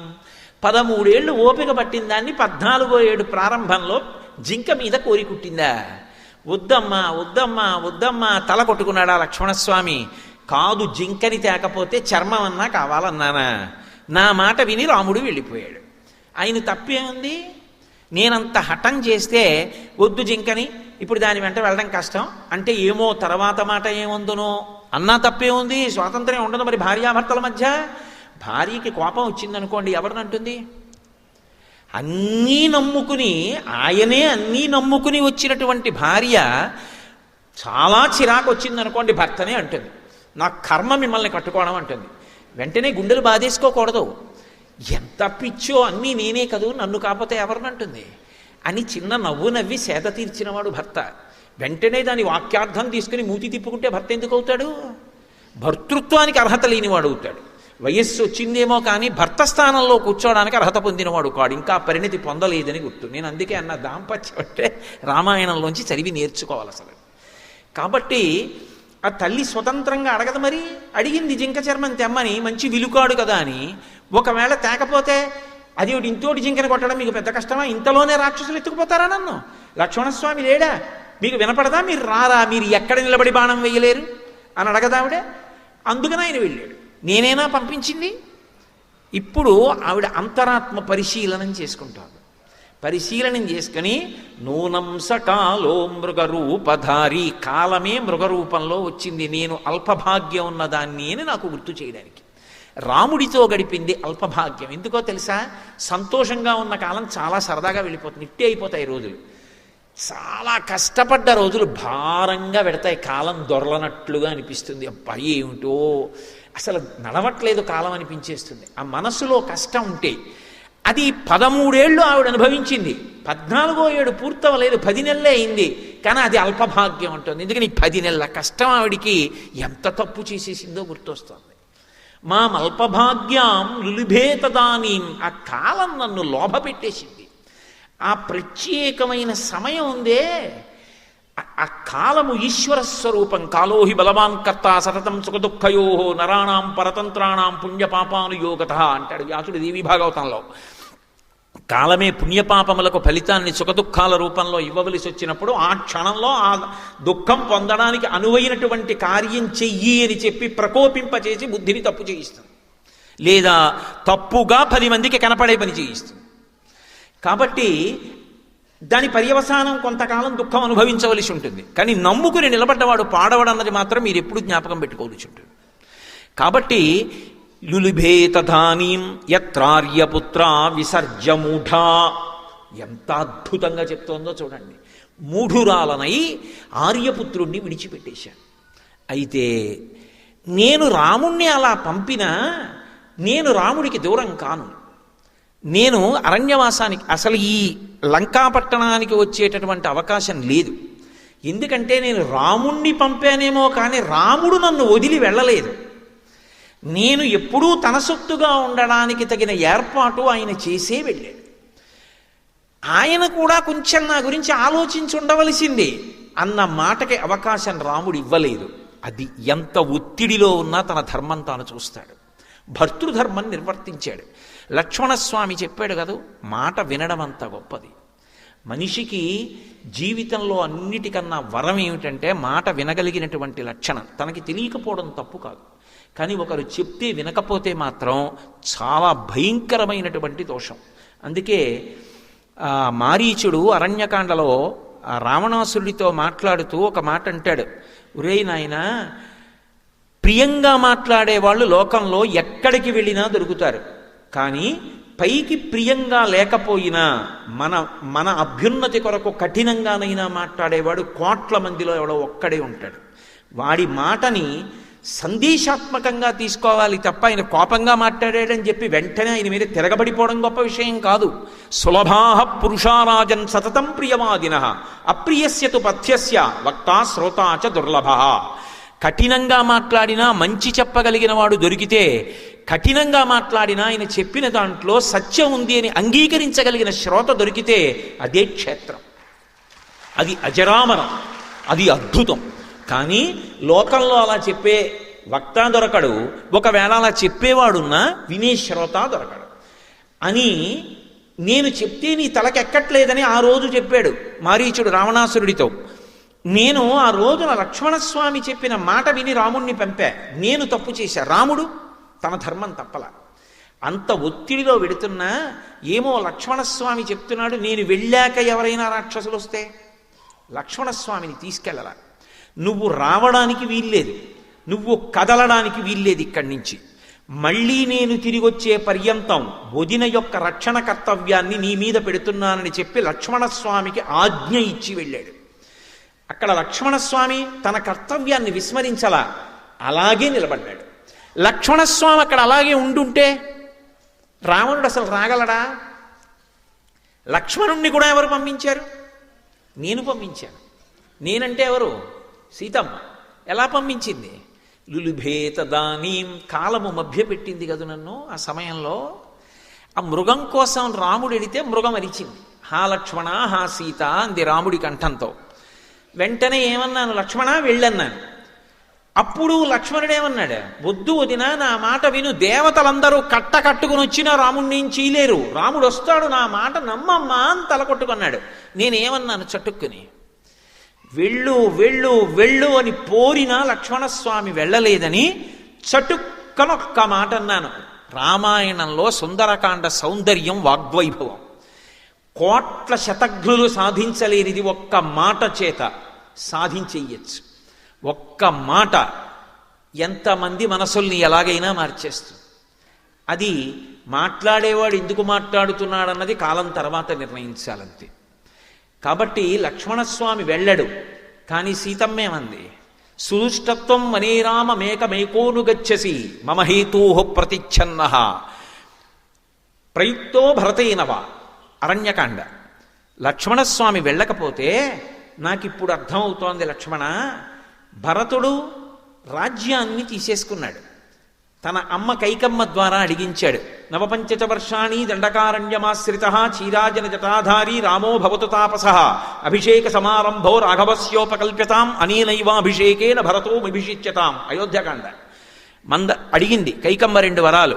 14 ఏళ్ళు రాముడు అరణ్యవాసానికి వెళ్ళాలి, భరతుడికి ఇదే ముహూర్తానికి పట్టాభిషేకం చేయాలి. నక్షత్రాలు ఒకటి కావు, ముహూర్తం ఎలా సరిపోతుంది? ఆలస్యమైతే రాముడికి దక్కుతుందేమో, చేసేయమంది. రాముణ్ణి అరణ్యవాసానికి పంపింది. ఒకడు ఎక్కడో ఉండి రహస్యంగా రాజ్యం కొట్టేశాడు. అక్కడే ఉన్నవాడు రాజ్యం పోయినా నన్ను చూసుకో, మీ అన్న బతుకుతాడు, మీ అన్నకి నేను శాంతిస్థానం. ఇది భార్యాస్థానం అంటే. ఎన్ని కష్టాలు వచ్చినా భార్య మీకు ఎందుకండి, మీరు నమ్ముకున్న ఈశ్వరుడు లేడా అని ఒక్క మాట అంటే పురుషుడు నిలదొక్కుంటాడు. సీతమ్మ శాంతిస్థానం, అది పోతే తప్ప రాముడు పడ్డం. కాబట్టి సీతమ్మ వెళ్ళిపోవాలంటే నీవు నా మీద కన్నేశావు, ఎప్పటి నుంచో నన్ను నువ్వు అనుభవించాలని చూస్తున్నావు, అందుకని భరతుడు నిన్ను పంపాడు. మీ ఇద్దరు కూడబలుక్కున్నారు. ప్రయుక్తో భరతేనవా, ఆయన రాజ్యం తీసేసుకున్నాడు, నువ్వు నా కోసం వచ్చావు. మీ అన్న అరిచాడు, నువ్వు వెళ్ళవు, నాకు తెలుసు. ఎందుకంటే ఆపదొచ్చి రాముడు పడిపోవాలి. పడిపోతే నన్ను నువ్వు పొందుదామని చూస్తున్నావు, నా ప్రాణాలు పోయినా నీకు భార్యని కానంది. ఈ మాట విన్నాడు లక్ష్మణస్వామి. అమ్మ ఇంకా విననమ్మా, నేను బయలుదేరిపోతున్నానని వెళ్ళిపోయాడు. పాము ఎలా వెళ్ళిపోతుందో అలా ముక్కుతూ మూల్గుతూ ఏడుస్తూ కళ్ళు తుడుచుకుంటూ వెళ్ళిపోయాడు. వెళ్ళిపోతే ఏమైంది? లక్ష్మణస్వామి వెళ్ళాడు. లక్ష్మణస్వామికి రాముడికి కూడా దూరం అయిపోయాడు. మాట కదు కొట్టేసింది దెబ్బ నన్ను. ఒక్క మాట ఎంత ఇబ్బంది పెట్టింది. అది దానికి నేపథ్యం ఏమిటి? ఇంత కష్టాలు పడ్డానికి కాలం నాకు మోహాన్ని లోభాన్ని కుదిర్చింది. ఒక మృగమునందు ఒక జింక ఏం చేసుకుంటాను ఇప్పుడు? ఆ జింక కాదు, 1000 జింకలు అటువంటివి తెచ్చిస్తే నాకు ఆనందం ఉందా? ప్రమదావనంలోనే పెట్టాడు, అక్కడ తిరుగుతుంటాయి 7 జింకలు. ఏమి సంతోషం పొందుతాను? రాముడే కావాలి రాముడే కావాలన్న దాన్ని రాముణ్ణి జింక కోసం పంపి ఒక్క 5 నిమిషాలు ఓర్చకుండా అంత సేవ చేశాడే. మామగారు దశరథ మహారాజు గారు కట్టిన పట్టుపుట్టం కట్టకుండా ఉండడానికి అరణ్యవాసంలో ఎన్ని పట్టుపుట్టాలు కావాలో అన్నిటినీ కావడికి ఎత్తితే మోసుకొచ్చాడు అరణ్యంలో మహానుభావుడు. అగ్రత ప్రయయౌ రామ మధ్యే సీత సుమధ్యమా పృష్ఠస్తు ధనుష్పాణి లక్ష్మణో అనుజకామహ అని అయోధ్యకాండ. ముందు రాముడు నడుస్తుంటే మధ్యలో సీతమ్మ నడిస్తే వెనక నుంచి ఏమైనా ఆపదొస్తుందని వెనక లక్ష్మణస్వామి నడిచాడు. అంతటి పరమభక్తుడు. అటువంటి వాణ్ణి చటుక్కున మాటన్నానే కట్టి కొడపట్లా, ఇబ్బంది పెట్లా, నన్ను రాలా అరణ్యవాసానికి. అంతఃపరిశీలనం చేసుకుని అది నిజంగా తను చేసిన తప్పు కాకపోయినా పరిస్థితులలో సీతమ్మ అలా మాట్లాడడం తప్పని నిర్ధారించడం కూడా సాధ్యం కాదు. ఎందుకో తెలిసి ఆవిడికి భర్త ప్రాణం అయినప్పుడు భర్త అలా హా సీత హా లక్ష్మణ అని ఆయన కంఠం వినపడితే ఏ భార్య వెళ్ళమని అందం? వెళ్ళకపోతే ఏమంటే వెళ్ళిపోతాడా ఆ మాట అనేసింది. ఆవిడికి కావలసింది వెళ్ళిపోయి రాముడిని ఆదుకోవాలి. నిజంగా లక్ష్మణస్వామిని అనాలని కాదు, కానీ అనరాని మాట అనేసింది. అనేసిన తర్వాత లక్ష్మణస్వామి వెళ్ళిపోయాడు. రామానుజం రాముడి తమ్ముడు వెళ్ళిపోయాడు. లక్ష్మణ పూర్వజంచ లక్ష్మణుడికి ముందు పుట్టిన వాడికి దూరం అయిపోయాడు.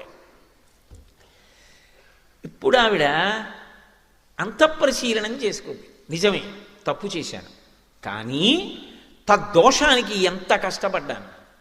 10 నెలల నుంచి నా కష్టం చెప్పుకోవడానికి మనిషి లేడే.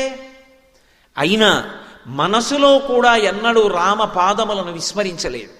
మరి ఇంత కష్టపడితే అనన్య దైవత్వమియం క్షమాచ భూమౌచ చెయ్యా నియమశ్చ ధర్మే పతివ్రతాత్వం విఫలం మమేదం కృతం కృతఘ్నేష్వ మనుషాణం. చేసిన తప్పుకు ఫలితం ఉంటే చేసిన ఉపాసనకు ఫలితం ఏది? మరి పడ్డ పరివేదనకి ఫలితం ఏది? అది లేనప్పుడు నేను దీన్ని ఎందుకు నమ్మాలి? నేను దీన్ని నమ్మకపోతే ఏం చెయ్యాలి? నిజానికి ఆవిడలో ఉన్నటువంటి ధర్మం మరొక నిర్ణయం చేసుకునేటట్టు చెయ్యదు. కాబట్టి శరీరంతో ఉండరు, అసలుకి అనవసరం. ఈ శరీరంతో ఉంటే ఏమవ్వాలి? కష్టాలు పడాలి. ఇక్కడ ఏమిటి? నేను కోరుకున్న బ్రతుకు ఇవ్వడు రావణుడు. నేను కోరుకున్న బ్రతుకునివ్వడానికి నమ్ముకున్నవాడు రాడు. నేను కష్టాలు పడుతూ ఉండలేను. కష్టాలన్నీ దేనివి? మనసువి, శరీరానివి కూడా. ఈ శరీరమే నశించిపోతే గొడవే లేదు. అంటే ఆత్మహత్య చేసుకోవడం తప్పని సీతమ్మకి తెలీదా? ఆవిడకి బాగా తెలుసు శాస్త్రం. కానీ ఆవిడ ఎందు అటువంటి సన్నివేశం వైపుకి నడిచేటట్టుగా బుద్ధి కలగలేదనుకోండి, ఆ రోజునే కలగలేదనుకోండి, పెద్ద ప్రమాదం ఒకటి ఉంది కాలంలో. ఇది హనుమ వచ్చిన రోజునే కలగాలండి ఈ ఆలోచన. అంటే హనుమ వెళ్ళిపోయిన తర్వాత కలిగితే రామాయణం ఏమైపోతుంది? ఆవిడ ఊరిపోసేసుకుంటే. ఆవిడ ఓ మాట ఉంది, రాక్షసత్వం అన్న మాటకి పరాకాష్ట ఏమిటంటే, నేను ఎలా బ్రతుకుదాం అనుకుంటున్నానో అలా బ్రతకనివ్వడు. నేను ఇలా బ్రతకలేని చచ్చిపోదామంటే చచ్చిపోవడానికి ఓ శస్త్రం పట్టుకొచ్చి ఓ కత్తి ఇవ్వరు, విషం ఇవ్వరు. చచ్చిపోవడానికి వీల్లేదు, తాను కోరుకున్నట్టు బ్రతకడానికి వీల్లేదు. ఈ రెండిటి మధ్య నలిపేవాడేవాడు రావణుడు. అది వాడి రాక్షసత్వం. కాబట్టి నేను ఉండను ఈ శరీరంతో. మరి ఎలా చచ్చిపోవాలి అంటే, ఇప్పుడు మీరు ఒకటి బాగా గమనించండి. ఆవిడికి ఆలోచన ఇవ్వాలే వచ్చింది కాబట్టి, హనుమ వచ్చిన రోజునే వచ్చింది కాబట్టి, మాట్లాడడానికి ఉపశాంతిని ఇవ్వడానికి హనుమ ఉన్నారు. ఆ ఆలోచన తర్వాత రాకూడదు, ఇవ్వాలే రావాలి. ఎందుకంటే నచ్చ చెప్పేవాడు పైన కూర్చుని ఉన్నాడు.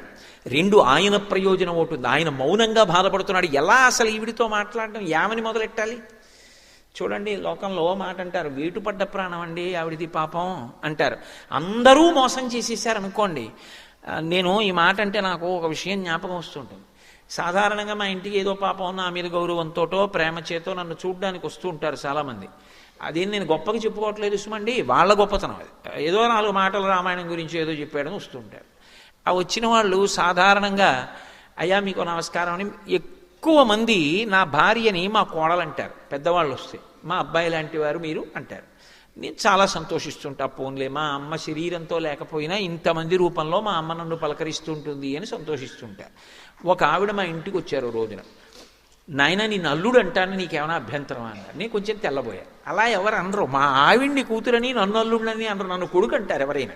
ఇదేమిటి ఈవిడ తిరగేసి అన్నారు, ఇందులో ఏదో చమత్కారం ఉంది, తెలుసుకోవాల్సిన విషయం అనుకుని, ఏమమ్మా కొడుకు అని ఎందుకు అనుకోకూడదన్నాను. అంటే ఆవిడంది, నా మనసు వేటు పడిందయా కొడుకుతో. ఏమమ్మా అన్నాను. నాకు పెద్ద ఇల్లు ఉండేది నాయన, ఒక్కడే కొడుకు, ఎంతో కష్టపడి పెంచి పెద్ద చేశాను. నా కొడుక్కి కోడలకి నేను ఉండడం ఇష్టం లేదు. ఒకప్పుడు నేను జ్వరంతో ఉన్నప్పుడు అమ్మ ఇంటి పన్ను తగ్గించడానికి కాగితం పెడుతున్నాను, కొంచెం సంతకాలు పెట్టన్నాడు, సంతకాలు పెట్టాను కొడుకు కదా అని. వాడి పేరు మీద ఇల్లు రాయించుకుని నన్ను బయటికి గెంటేశాడు నాయన. కూతురు చూస్తోంది, కూతురు దగ్గర ఉంటున్నాను ఇప్పుడు, అందుకే నాకు ఎవ్వరిని కొడుకు అనాలనిపించట్లేదు, నా మనసు వీటు పడిపోయింది, అల్లుడు అంటాను నాయన. నేను తెల్లబోయాను, అసలు నాకు నోట మాట రాలేదు, ఇలా కూడా ఉంటుందా ప్రపంచకంలోనూ అని. వేటు పడిపోయిందంటారు. అంటే మోసం మీద మోసం, మోసం మీద మోసం చేస్తున్నారనుకోండి, అది ఎవరిని చూసినా నమ్మరు. ఇప్పుడు ఆవిడ మనస్థితి హనుమ గమనించారు. ఈవిడ ఎవరిని నమ్మే స్థితిలో లేదు.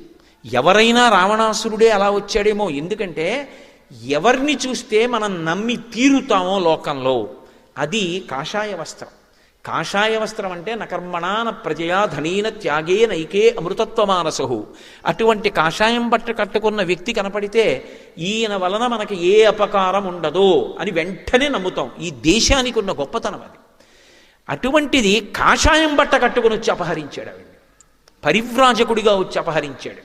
ఇప్పుడు ఆవిడ మనసు ఎంత వేటు పడిపోయి ఉంటుంటుంది. పైగా అసలు మాట్లాడడానికి మనిషి లేడు, ఆ పిరికితనం ఎంత ఎక్కువైపోయి ఉంటుంది. రామకథా సౌందర్యంగా ఆలోచించండి. ఆవిడ లోకమాత, ఆవిడ లక్ష్మీదేవి, ఆవిడ లలితాదేవి, అవి కాసేపు పక్కన పెట్టండి. రామకథా సౌందర్యంగా ఆలోచించండి. ఇప్పుడు ఇవాళ నేను వెళ్ళిపోతే రేపొద్దున్న ఎప్పుడైనా ఈ ఆలోచన వస్తే, నేను మీతో అన్నాను కదా, ఆపద ఇవ్వవలసిన వాడు ఆపద రాకుండా ముందు ఆలోచించాలి, అది భగవంతుడంటే. ఆవిడికి ఇప్పుడు ఇంత పెద్ద ఆలోచన వచ్చేసింది. పతివ్రతాత్వం విఫలం మమేదం కృతం కృతఘ్నేష్వ మనుషాణం అని. ఈ ఆలోచన ఇవ్వాలే వస్తే హనుమ ఉండగా హనుమ జోక్యం చేసుకుని శాంతినిచ్చి పెడతారు. ఆ తర్వాత అటువంటి ఆలోచన రాదు. 2, హనుమకి మాట్లాడడానికో మంచి అవకాశం తనంత తాను అకస్మాత్తుగా వచ్చేస్తుంది. మాట్లాడి ఉంగరం ఇవ్వాలి తప్ప మాట్లాడకుండా చటుక్కున ఉంగరం ఇస్తే ఆవిడ నమ్మే స్థితిలో లేదన్న విషయం హనుమకు అర్థమవుతోంది. ఇది సౌందర్యం సుందరకాండలో. ఇదన్నీ మహర్షి వర్ణిస్తారా? మీరు రామాయణం చదివినప్పుడు ఇంతకన్నా ఉత్కంఠతో కూడుకున్న సన్నివేశం ఏముంటుంది నాకు చెప్పండి. అసలు అంత రసపట్టు, అబ్బా ఎంత ఉద్విగ్నత. ఆకలిసేస్తున్నా సరే భార్య భోజనం వడ్డించి మొట్టమొదటిసారి సుందరకాండ జరుగుతున్నాడు అనుకోండి, ఏమంటే వడ్డించేశానంటే ఉండు కాసేపు ఏం పర్వాలేదు దిక్కుమాల భోజనం రోజు చేసేది అని చదువుతాడు తప్ప ఆపగలడా? అంత అద్భుతమైన రచన. ఇవన్నీ ఎక్కడ మహర్షి చెప్పరు. ఆంతర విషయాలు మనం అర్థం చేసుకోవాలి. అందులో ఉన్న సౌందర్యాన్ని, ధర్మం కోసం కొట్టుకుంటున్నారు ఎవరైనా మనం ఎలా తప్పించుకుపోయి సుఖాలను అనుభవిద్దామని ఆలోచించట్లేదు. అది సౌందర్యం. ఇప్పుడు అని ఆ తల్లి ఆలోచించింది, మరి ఎలా చచ్చిపోవడం నేను? ఆ ఆలోచన ఇవ్వాలే రావాలి. మళ్ళీ మళ్ళీ చెప్తున్నా, తర్వాత వచ్చిందనుకోండి ఏమో ఏమైనా జరగచ్చు. హనుమ జోక్యం చేసుకోవాలంటే ఇవ్వాలే. అది భగవంతుడి యొక్క నిర్ణయం. ఆయన ధర్మాన్ని కాపాడడానికి అలా ఆలోచన చెయ్యకపోతే ఈశ్వరుడు ఉన్నాడన్న నమ్మకం లోకానికి కుదరదు. కాబట్టి ఇప్పుడు ఆవిడంది, నాకు ఎటూ కత్తిచ్చేవాడు లేడు, నాకు ఎటూ విషమిచ్చేవాళ్ళు లేరు, మరి దేని చేత చచ్చిపోవాలి అంటే తనకి పొడుగైనటువంటి తన కేశపాశం తనకి గుర్తొచ్చింది. కేశపాశం గుర్తు రావడం ఎందుకు అంటే, ఇక్కడ నన్ను మీరు మన్నించవలసి ఉంటుంది. ఒక్క మాట నేను చెప్పకపోతే బాగుండదు, చెప్పడానికి నాకు మనసు నిజానికి రాదు. స్త్రీ యొక్క దీర్ఘ కేశపాశము పురుషుణ్ణి మోహింపచేస్తుంది. ఇంత దీర్ఘ కేశపాశం ఉండడం వల్లే కదూ పరపురుషుడు మోహించి నా వెంటబడ్డాడు. ఇదే నా మరణానికి కూడా కారణం కావాలి. ఇది నన్ను మానసికంగా చంపేసింది. ఎందుకంటే నోరెత్తితే ఆ మాట వాడుతూ ఉంటాడు. ఏకవేణీ ధరాశయ్యాంఝానం మలినమం బవరం, పెద్ద పొడుగైన జడుంది నీకంటూ ఉంటాడు. అది ఆవిడ మనసుకి క్లేశం. అది అనవలసింది రాముడు. వీడేవాడు. ఒక స్త్రీ సౌందర్యాన్ని ఎవడు మెచ్చుకోవాలో వాడు మెచ్చుకోవాలి తప్ప నిష్కారణంగా ఒక ఆడదాని అందాన్ని అర్థం లేకుండా, అధికారం లేకుండా పొగడడం కూడా ఎంత తప్పో రామాయణం చదువుకుని అర్థమైన జాతి ఈ జాతి. అది అర్థమైతే అసలు వేరొక స్త్రీని నిష్కారణంగా పొగడడం అన్న జోలికి వెళ్ళారు.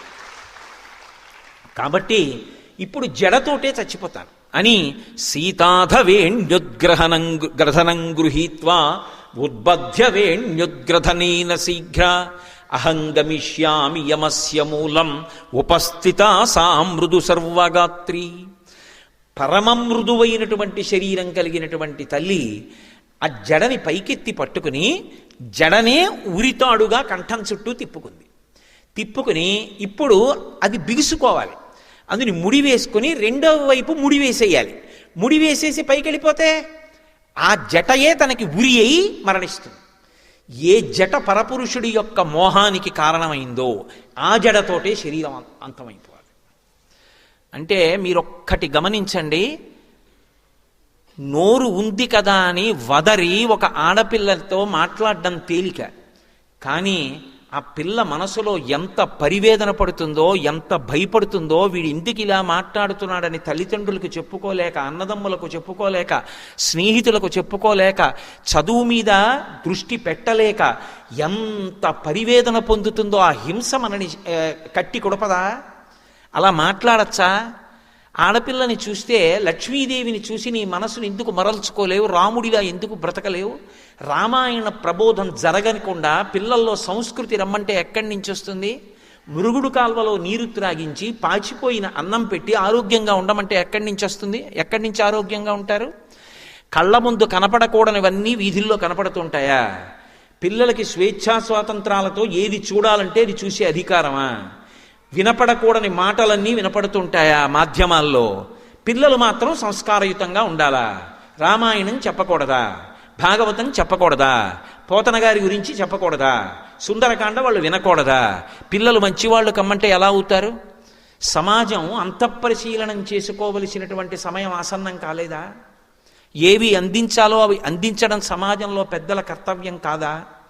పెద్దలు అలా కర్తవ్యాన్ని ఆలోచించట్లేదని నేను అంటలేదు. పరివేదన కలిగినటువంటి వ్యక్తి చటుక్కున అండంలో దోషం మాత్రం లేదు అని నేను అనుకుంటున్నాను. కాబట్టి ఆ తల్లి, నేను ఈ పూచినటువంటి శించుపావృక్షపు కొమ్మను ఉంచి కిందకి దానికే జట కట్టేసుకుంటాను. ఎలాగో ఉపవాస కృషాం దీనాం విశ్వసంతీం పునఃపునః, ఎలాగో శరీరం కృషించిపోయిందిగా, ఆ కొమ్మ చటుక్కున పైకి వెళ్ళిపోతుంది చెయ్యి వదిలేసినప్పుడు.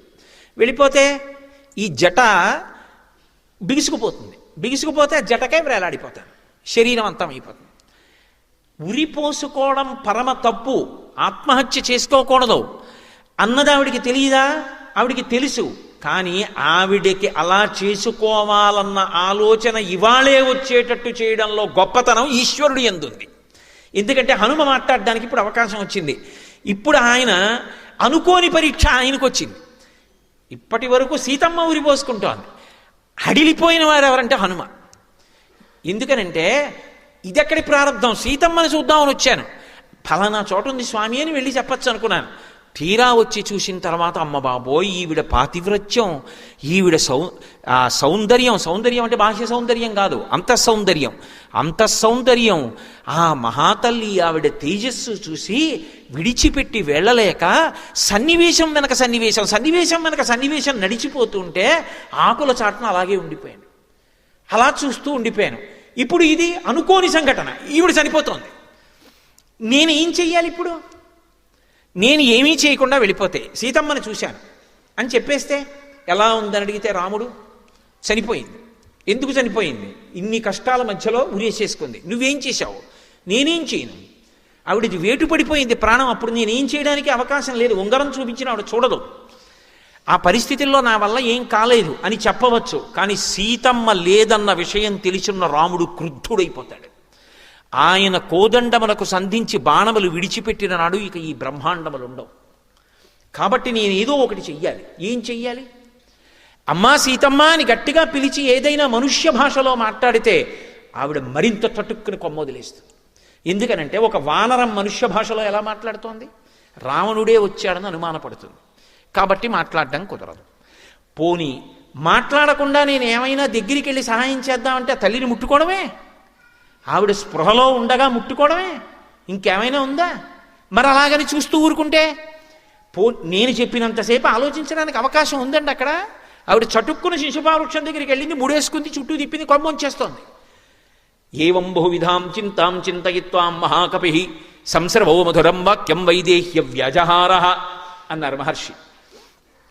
ఇంత నవవ్యాకరణ పండితుడు, ఇంత బుద్ధిమతాం వరిష్టం, ఇంత శీలవైభవం ఉన్నవాడు, ఇంత ఇంద్రియ నిగ్రహం ఉన్నవాడు, అంత గమన వేగం ఉన్నవాడు, అంత మనోజవం మరుతతుల్య వేగం జితేంద్రియం బుద్ధిమతాం వరిష్టం, ఇంతటి మహానుభావుడికి అసలు ఏం మాట్లాడాలో కూడా అర్థం కాలేదు, ఏం చెయ్యాలో అంతకన్నా అర్థం కాలేదు. ఆ కొమ్మల్లో గిరగిర తిరిగేశారు. చూడండి, ఏం చెయ్యాలో తెలియనప్పుడు ఏమీ చేయలేక అటు ఇటు తిరిగేస్తాడు కంగారులోను. అలా తిరిగేశారు ఆ కొమ్మల్లో. ఎలా? నేనేమైనా మాట్లాడితే రాక్షస స్త్రీలు వింటారు, ఈవిడ మాట దేవుడిరుగు, వాళ్ళకి నాకు యుద్ధం జరుగుతుంది, జయాపజయములు విధి నిర్ణీతములు, ఈ లోపల సీతమ్మ ఏమవుతుందో, మళ్ళీ మాట్లాడే అవకాశం ఉంటుందో ఉండదో, నేను ఉంటానో ఉండనో, బ్రతుకుతానో బ్రతకనో, ఓడించిన ఈ తల్లి ఏమవుతుందో, మళ్ళీ తీసుకెళ్ళి దాచేస్తానో, ఏమైనా మాట్లాడాలా మాట్లాడక్కర్లేదా, అసలు ఏమి ఆయనకి ఆలోచన రాలేదు. ఈవిడేమో ముడిచేసి. చిత్రం ఏంటంటే ఈశ్వరుడు ఒకడు ఉన్నాడు కదూ, కొద్దిగా కాలం కావాలి, కొమ్మ వదిలిపెట్టడానికి సమయం కావాలి. వెంటనే ఆవిడికి శుభసూచనలు కనపడ్డాయి. ఈశ్వరుడు ఉన్నాడనడానికి, మనని రక్షిస్తాడనడానికి, ధర్మాన్ని నమ్ముకున్నవాడు పాడవరడన్న ఆశ్వాసమును కల్పించడానికి రామాయణం సుందరకాండ ఇంతకన్నా నిదర్శనములా. ఇది సౌందర్యం, ఎప్పటికీ నిలబడిపోయే సౌందర్యం, ఎప్పటికీ మనుష్యులకు అభయం ఇవ్వగలిగిన సౌందర్యం. తస్యాశుభం వామమరాళపక్ష్మ రాజీవృతం కృష్ణ విశాల శుక్లం ప్రాసందతైకం నయనం సుకేస్య మీనాహతం పద్మమివాభితామ్రం. శుభసూచనలు కనపడుతున్నాయంటే సీతమ్మకి ఎడమ కన్ను అదిరింది అని వదిలేస్తే కవితా సౌందర్యం ఏది? అప్పుడు కూడా మహర్షి ఎంత అందంగా చెప్పారంటే, ఈ కన్ను తెల్లగా ఉంటుంది కదూ, ఉండి మధ్యలో ఉన్నటువంటి కనుగుడ్డు నల్లగా ఉంటుంది. ఈ కంటికి ఉన్నటువంటి వెంట్రుకలు మిగిలిన వెంట్రుకల్లా ఇలా వాలిపోవు, ఇలా పైకి లేస్తాయి. ఏదో ఆ శ్రీశైలంలో కృష్ణానది ఆనకట్ట మించి నీళ్లు వదిలితే ఇలా పడి ఇలా లేస్తే ఎలా ఉంటుందో అలా ఇలా ఉంటాయి ఆ ఆ కను రెప్పకున్న వెంట్రుకలు. సుజాత అభిరక్త కంఠీం అంటారు కదా, అలా ఉన్నటువంటి వెంట్రుకలతో కూడుకుని ఉన్నటువంటి ఆ తల్లి యొక్క ఎడమ కన్ను అదిరితే ఎలా ఉందంటేట, బాగా నీటితో నిండిపోయినటువంటి ఒక సరోవరం ఉంది. ఆ సరోవరంలో ఒక తామర పువ్వు పూసింది. పైన నీటి మీద తామర పువ్వు కనపడుతోంది, కాడ నీటి లోపల ఉంది. ఒక చేప నీటి లోపల ఈదుకుంటూ వెళ్ళిపోతోంది. వెళ్ళిపోతూ నీళ్లల్లోనే తామరకాడ పక్కకొచ్చి నించుంది. నించున్నప్పుడు తోక కొద్దిగా ఊపుతుంది, ఇలా మళ్ళీ కదిలి వెళ్ళిపోయేటప్పుడు గట్టిగా ఊపుతుంది. ఆ చేప కదిలి వెళ్ళిపోయే ముందు తోక గట్టిగా ఊపింది. ఆ ఊపిన తోక తామర పువ్వు కాడకి తగిలింది. కాడ నీళ్లల్లో ఊగింది, కానీ నీరు ఆ ఊపును ఆపింది. కొద్ది ఊపే పైకొచ్చింది. ఆ చిన్న ఊపికి పైనున్న తామర పువ్వు ఇలా అంది. అలా నీటి మీద తామర పువ్వు చేప తోక తగిలి ఊగితే ఎలా ఉంటుందో అమ్మవారి కన్ను కొట్టుకుంటే అలా కొట్టుకుంది. ఏమి కవితా సౌందర్యం, ఏమి ఊహ! ఆ సన్నివేశంలో ఇలా చెప్పగలగడం ఒక్క వాల్మీకి మహర్షికి చెల్లింది. ఇటువంటివన్నీ కోకొల్లలు సుందరకాండలో ఎన్నని నేను చూపించగలను. వెనక కథ తరుగుతూ ఉంటుంది, రేపటి రోజుతో ఆఖరు పూర్తి చెయ్యాలి. తస్యాశుభం వామమరాళపక్ష్మ రాజీవృతం కృష్ణ విశాల శుక్లం ప్రాసందతైకం నయనం సుకేస్య మీనాహతం పద్మమివాభితామ్రం. ఆ పువ్వు ఎలా కదులుతుందో అలా అమ్మవారి కన్ను కొట్టుకుందిట. కన్ను అదిరింది, ఎడమ భుజం అదిరింది, ఎడమ తొడ అదిరింది, కట్టుకున్న చీర కొద్దిగా జారినట్టు అనిపించింది. అమ్మవారికి వెంటనే ఆలోచన కలిగింది, కాదు నాకేదో శుభం ఉంది. త్రిజట చెప్పింది. ఇప్పుడు ఉరిపోసుకుందామంటే వద్దు అన్న సంకేతాలు కనపడుతున్నాయి. శకున శాస్త్రానికి ఒక ప్రామాణ్యం ఉంది. ఈశ్వరుడు హెచ్చరిక చేయవలసి వచ్చిందనుకోండి, శంఖచక్ర కథాపద్మాలు అట్టుకుని వచ్చి చెప్పడం, ఒక శకున రూపంలో చెప్తాడు. మీరు రామాయణాన్ని శకున శాస్త్రంగా చదివితే అంతా శకున శాస్త్రం.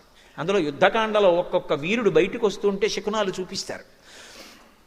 కాబట్టి నాకు శుభశకునాలు కనపడుతున్నాయే, నాకు ఇంకా ఏం శుభం మిగిలిందని కొద్దిగా ఆగింది. ఈలోగా పైనున్న ఆయనకి అవకాశం దక్కింది. చూడండి, చిన్న బ్రీదింగ్ టైం దొరికితే చాలండి అంటుంటాడు ఒక్కొక్కడు. అలా ఆయనకు కొద్దిగా సమయం దొరికింది. ఇప్పుడు ఆయన వెంటనే ఆలోచించాడు. ఇక్కడ మీరు ఒకటి గమనించాలి, హనుమ చెప్దామని చెప్పట్లేదు. ఆయనకు వచ్చిన ఆలోచన ఏమిటంటే, ఇప్పుడు ఈవిడ ఉరి పోసుకోకుండా ఆగాలంటే ఒక్కటే, రామ రామ రామ రామ రామ రామ అంటే అయిపోతుంది. ఎందుకంటే ఈవిడికి అసలు ఆ రామ అన్న నామం అన్నా రాముడు అన్న అంత భక్తి. అది వినపడితే చాలు. అది వినపడకి ఇలా అయిపోయింది. అది వినపడితే చాలు. చూడండి, ఓ మాట అంటుంటారు, ఈవిడికి మళ్ళీ అన్నదమ్ములు అక్క చెల్లెళ్ళు అందరూ కనపడి ఓ 10 రోజులు అందరిలో సరదాగా తిరిగితే ఆరోగ్యం వస్తుందండి. మానసికంగా బెంగపెట్టుకుంది, శారీరకంగా ఏం లేదు అంటారు. ఏదో పిల్ల పెళ్ళి కొత్తగా అమెరికా వెళ్ళిపోయింది అనుకోండి, ఓ 6 నెలలకి దిగులు పడిపోయింది అనుకోండి, ఆ పుట్టిల్లు అవి అన్నీ గుర్తొచ్చి ఒక్కసారి వాళ్ళ పుట్టింటికి పంపించండి, ఓ నెలలాళ్ళు వాళ్ళందరితో సరదాగా తిరిగి వచ్చేస్తే సంతోషంగా ఉంటుంది. అంటే మీరు లేకుండా ఎలా, మీరు లేకుండా ఎలా అంటే విసుక్కోకూడదు. ఎంత ఆర్ద్ర హృదయం. 6 నెలలైంది పెళ్ళయి, నన్ను వదిలి వెళ్ళలేదు. పాపం మనసులో పుట్టి పెరిగిన స్థలం కదా, దిక్కుమాలిన ఉద్యోగం కోసం వెంపర్లాడిపోక్కర్లేదు. ఓ నెల సెలవు పెట్టి తీసుకుని వెళ్ళాలి మళ్ళీ ఇండియా. అది కాదు భర్తృత్వం అంటే. అది లేకపోతే ఎలా భర్తృత్వం? కాబట్టి ఇప్పుడు ఆమెకి శుభం ఉన్నది అంటే రామకథ చెప్పాలి. ఆమె ప్రాణమంతా ఏమిటి? రాముడే. అందుకే కదూ అంది, అనన్య దైవత్వమియం క్షమాచ, నాకు దైవం అంటే రాముడే అంది. కాబట్టి నేను రామకథ చెప్పేస్తాను. రామకథ చెప్పేస్తాను, ఆయనకి సంకల్పం కూడా లేదు. ఆయనకి అసలు ఏం చెప్పాలో తెలియని సందర్భం అనుకోండి, రామకథ చెప్పేస్తారు. ఇది నిజం తెలుసా అండి? రామాయణం చదివి కొంచెం రామాయణంతో స్పర్శ ఉందనుకోండి, అకస్మాత్తుగా మనం ఏదో విందాం అని చెప్పి ఏ గాన కచేరీకో ఏ నృత్యం చూద్దామని సభలోకి వెళ్ళి కూర్చున్నారనుకోండి, అస్తమానం ఉపన్యాసాలు చెప్పేవాడు సభలో కనపడ్డాడు అనుకోండి, చటుక్కుని ఏం చేస్తారంటే, ఫలానా ఆయన వచ్చాడు, ఒక్క 5 నిమిషాలు దీని మీద మాట్లాడతారంటాడు. 5 నిమిషాలు దీని మీద మాట్లాడతారంటే ఆయన ఏం మాట్లాడదామని వచ్చాడా, చూద్దామని వచ్చాడు. అప్పుడు వెంటనే ఉత్తర క్షణంలో ఉండండి, మళ్ళీ ఇంటికి వెళ్ళి పుస్తకం చూసి వస్తాను అనగలడా? అప్పుడు ఆయనకి ఆధారం ఏమిటి? ఆయనకి ఎప్పుడూ మనసులో సిద్ధంగా ప్రీతిపాత్రంగా ఉండేది ఏది ఉంటుందో అది చెప్పేసి ఇవన్నీ ఆయన ప్రీతికి పనికొస్తాయి అని దిగిపోతాడు కదా. భగవంతుడి ప్రీతికి ఇవన్నీ ఎంతో మంచివి. మంచి పాట పాడుకున్నారనుకోండి, పరవశించిపోయారనుకోండి, సంగీతానికి అమ్మవారు సంతోషిస్తుంది. సామగాన ప్రియ అని అమ్మవారి గురించి 4 మాటలు చెప్పేసి, కాబట్టి తల్లి ఇంత గొప్పగా పాడుతున్నారు, ఈ పాట చేత ఈవిడ తరిస్తారనడంలో సందేహం లేదు, అమ్మవారిని చేరుకోవడానికి అందరూ సంగీతం నేర్చుకోవాలి అని చెప్పి దిగిపోతాడు. ఎంత బాగా మాట్లాడారండి అంటాడు. ఇంత బాగా మాట్లాడారండి కాదు, ఆయనకి మాట్లాడడం ఏం చెప్పాలో తెలియకి చెప్పాడు. అంటే ఆయనకి అదే వచ్చేస్తుంది బుర్రలోకి, ఎందుకంటే ఆయనకి ఎప్పుడు అదే అలవాటు, మరి అదే మాట్లాడతాడు. అది తప్ప ఇంకోటి మాట్లాడ్డా ఆయన, అందుకని అదే మాట్లాడతాడు. మళ్ళీ హనుమకి కూడా మనసులో ఎవరుంటారంటే రాముడే ఉంటాడు. సీతమ్మకి ఎలాగో హనుమకి కూడా అంతే. అందుకని ఆయన కూడా ఏం చెప్తారు? అది సందర్భమా అనవసరం, రామకథే చెప్తారు. అందుకని ఆయన ఉత్తరక్షణం ఏమం బహువిధాం చింతాం చింతయిత్వాం మహాకపి సంసర్భో మధురం వాక్యం వైదేహ్య వ్యాజహార. కావ్య సౌందర్యం, చచ్చిపోయే వాళ్ళని కూడా బ్రతికించగలిగినటువంటి కథ రామకథ, మృత సంజీవని. సుందరకాండలో రాముడు కనబడడు, రామకథ వినపడుతుంది 1కి 10 మార్లు. అందుకని రామకథ చెప్పడం మొదలుపెట్టారు. ఎలా అంటే ఆవిడ వినాలి, ఆవిడ చెవిలో పడాలి, ఆవిడ అనురక్త కావాలి. అనురక్త కావాలి అంటే అమ్మ రాముడు ఉన్నాడమ్మా నన్ను పంపించాడమ్మా అంటే నమ్మదు. ఆవిడ ముందు నమ్మేదాంతో మొదలెట్టాలి. నమ్మేదాంతో మొదలెట్టి ఆవిడికి తెలియంది చెప్పాలి. అప్పుడు అంటే ఇప్పుడు ఆవిడికి ఆశ్వాసం కుదురుతుంది. ఓ ముందుని చెప్పాడు, నమ్మకంగా ఉంది, ఇది కూడా నిజమేమో అనే అనుమానం వచ్చి ఆగుతుంది కాస్త నిర్ధారణ చేసుకోవడానికి. అందుకని రాజాధచరదో నామ రథకుంజరమాజిమాన్ పుణ్యశీలో మహాకీర్తి రుజుర్రాసి మహాయశ. తన ఇష్టం వచ్చినంతసేపు మాట్లాడడానికి అవకాశం ఉన్నటువంటి ఉపన్యాసకుడిలా మాట్లాడడం కుదరదు. గబగబా చెప్పాలి రామకథ, ఆవిడ చెవుల్లోకి వెళ్ళాలి. పూర్వం ఇక్ష్వాకు వంశంలో పుట్టినటువంటి మహాకీర్తివంతుడు ధర్మాత్ముడైనటువంటి దశరథ మహారాజు గారు అనేటటువంటి రాజు చతురంగ బలాలతో, గజబలంతో, అశ్వబలంతో, సైన్యబలంతో రాజ్యాన్ని పరిపాలన చేస్తూ ధర్మాత్ముడై ఆ వంశానికి ఎంతో పేరు ప్రఖ్యాతులను సంపాదించినటువంటి వాడు ఉండేవాడు. ఆయనకి పెద్ద కుమారుడైనటువంటి రామచంద్రమూర్తి అపారమైనటువంటి ధర్మనిష్ట కలిగినటువంటి వాడు. తండ్రి అయినటువంటి దశరథ మహారాజు గారి ఇచ్చినటువంటి మాట నిలబెట్టడం కోసం, ఆయన్ని సత్యవాక్యమునందు నిలబెట్టడం కోసం భార్య అయిన సీతమ్మతో, తమ్ముడైన లక్ష్మణస్వామితో కలిసి అరణ్యవాసం చేయడానికి దండకారణ్యానికి చేరుకుంటే ఆయనకి ప్రియమైన ఇల్లాలైన సీతమ్మని తెలదగలిగినటువంటి రాక్షసుడు రావణాసురుడు అపహరించి తీసుకొచ్చి సీతమ్మని లంకాపట్టణంలో పెట్టాడు. తర్వాతి కాలంలో రామచంద్రమూర్తి అరణ్యవాసం చేస్తూ సీతమ్మని అన్వేషిస్తూ వెడుతుండగా సుగ్రీవుడితో చెలిమి కుదిరి ఆ సుగ్రీవుడి సీతమ్మ దాడ కనిపెట్టడానికి దశ దిశలకి వానరుల్ని పంపిస్తే దక్షిణ దిక్కుకి అంగదుడి నాయకత్వంలో వచ్చినటువంటి వానర సమూహములలో ఒకడనైన నేను నిన్న రాత్రి 100 యోజనముల సముద్రాన్ని దాటి వచ్చి రాత్రంతా లంకాపట్టణాన్ని వెతికి ఈ శిశుపావృక్షం మీద కూర్చుని తెల్లవారుధామున సీతమ్మ తల్లి యొక్క దర్శనాన్ని పొందాను. ఈవిడే సీతమ్మ అని ఎలా తెలుసుకున్నాను అంటే, యథారూపాం యథావర్ణాం యథాలక్ష్మీంచరిష్యతాం అస్రౌషం రాఘవస్యాహం సేయమాసాదితామయ. ఎటువంటి నగలు ఆవిడ ఒంటి మీద ఉంటాయని రాముడు చెప్పాడో, ఎటువంటి కాంతితో ఉంటుందని చెప్పాడో, ఎటువంటి లక్షణములతో ఉంటుందని చెప్పాడో, అటువంటి లక్షణములు కలిగి ఇతపూర్వం కిష్కింధలో ఉన్నటువంటి నగలు ఇప్పుడు శరీరం మీద లేక, ఇప్పుడున్నటువంటి నగలు కిష్కింధలో మూటలో లేక, ఇంతకు ముందు పెట్టుకున్న నగల యొక్క మచ్చలు శరీరం మీద ఉండి కృషించి రాముడి కోసం ధ్యానం చేస్తున్న సీతమ్మను చూసి ఆమె యొక్క దర్శనమైందని పరమ సంతోషాన్ని పొంది నేను ఈ చెట్టు మీద కూర్చునున్నాను. ఇప్పటి వరకు చనిపోదాం అనుకున్న తల్లికి ఎప్పుడైతే రామకథ అకస్మాత్తుగా వినపడిందో ఆవిడ సటుక్కున ముడిప్పేసి ఎవడురా రామకథ చెప్పినవాడు, 10 నెలలైంది రామనామం వినపడలేదు, రామకథ వినపడలేదు, నా ప్రాణాలు నిలబడ్డాయి, అమృతం పోసినట్టుంది, ఎవడు నాకు ఈ కథ చెప్పినవాడు అని ఒక్కసారి ఆవిడ ఇలా తల పైకెత్తి కొమ్మలలోకి చూసింది. చూసేటప్పటికీ తత శాఖాంతరే లీనం దృష్ట్వా చలితమానస వేష్టితార్జున వస్త్రం తం విద్యుత్ సంఘాత పింగళం.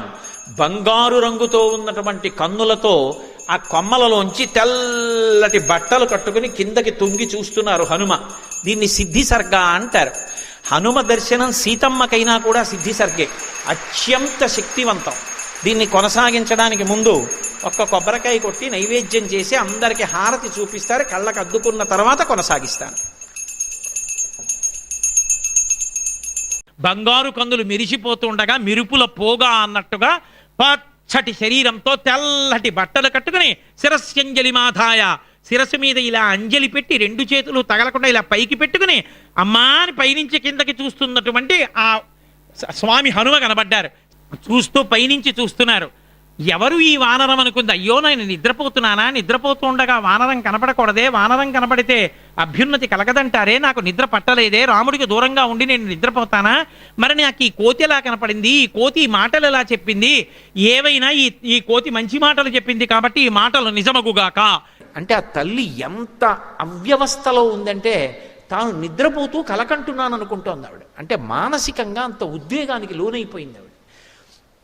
కానీ ఉత్తరక్షణంలో అనుకుంది, నేను నిద్రపోవట్లేదుగా, రామచంద్రమూర్తికి దూరంగా ఉండి నేను నిద్రపోయానా, అసలు నాకు నిద్ర పట్టింది ఎప్పుడు, అలా నిద్రపట్టి నేను సుఖపడిన రోజుందా రాముడికి దూరమై, ఎన్నడూ నిద్రపోలేదే, నేను నిద్రపోనప్పుడు నాకు కల ఎలా వచ్చింది, నా శరీరం నాకు కనపడుతోంది, నా శరీరాన్ని ముట్టుకుంటే స్పర్శ తెలుస్తోంది, కన్నుల ముందు నాకు ఈ వానరం కనపడుతోంది, కాబట్టి ఇది కల కాదు, ఇది సత్యం.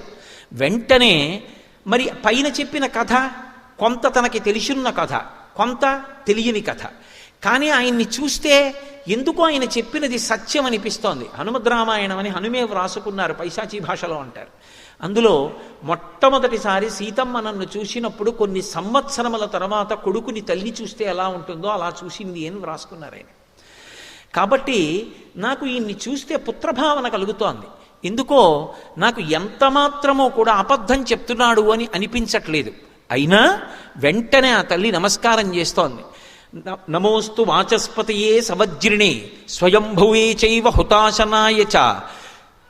నేను నమస్కారం చేస్తున్నాను ఎవరికి? నమోస్తు వాచస్పతయే సవజ్రిణే, బృహస్పతితో కూడుకుని ఉన్నటువంటి ఇంద్రుడికి నమస్కారం చేస్తున్నాను. అలాగే స్వయంభువే చైవ హుతాశనాయ చ, అగ్నిహోత్రుడికి బ్రహ్మగారికి నమస్కారం చేస్తున్నాను. అనేన చోక్తం యదిదం మమాగ్రతో వనౌకసా తచ్చ తదాస్తు నాన్యథా.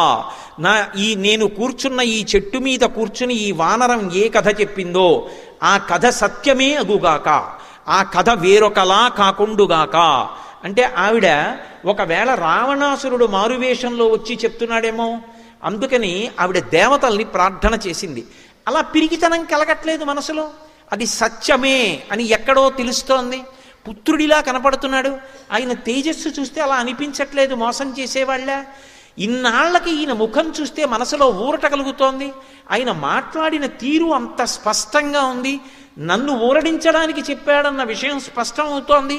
ఇన్ని ఆధారముల చేత ఆవిడ ప్రార్థన చేసి, ఒకవేళ నిజంగా నేను స్వప్నంలో వానరాన్ని చూసి ఉంటే దానికి వలన ఎవరు ఆపదలు పొందాలి, నేను బాధపడాలి అంటే, నేను ఎక్కువ మనసులో ఖేదపడాలి అంటే, ఎవరికి ఖేదం కలిగితే నేను ఖేదం పొందుతాను?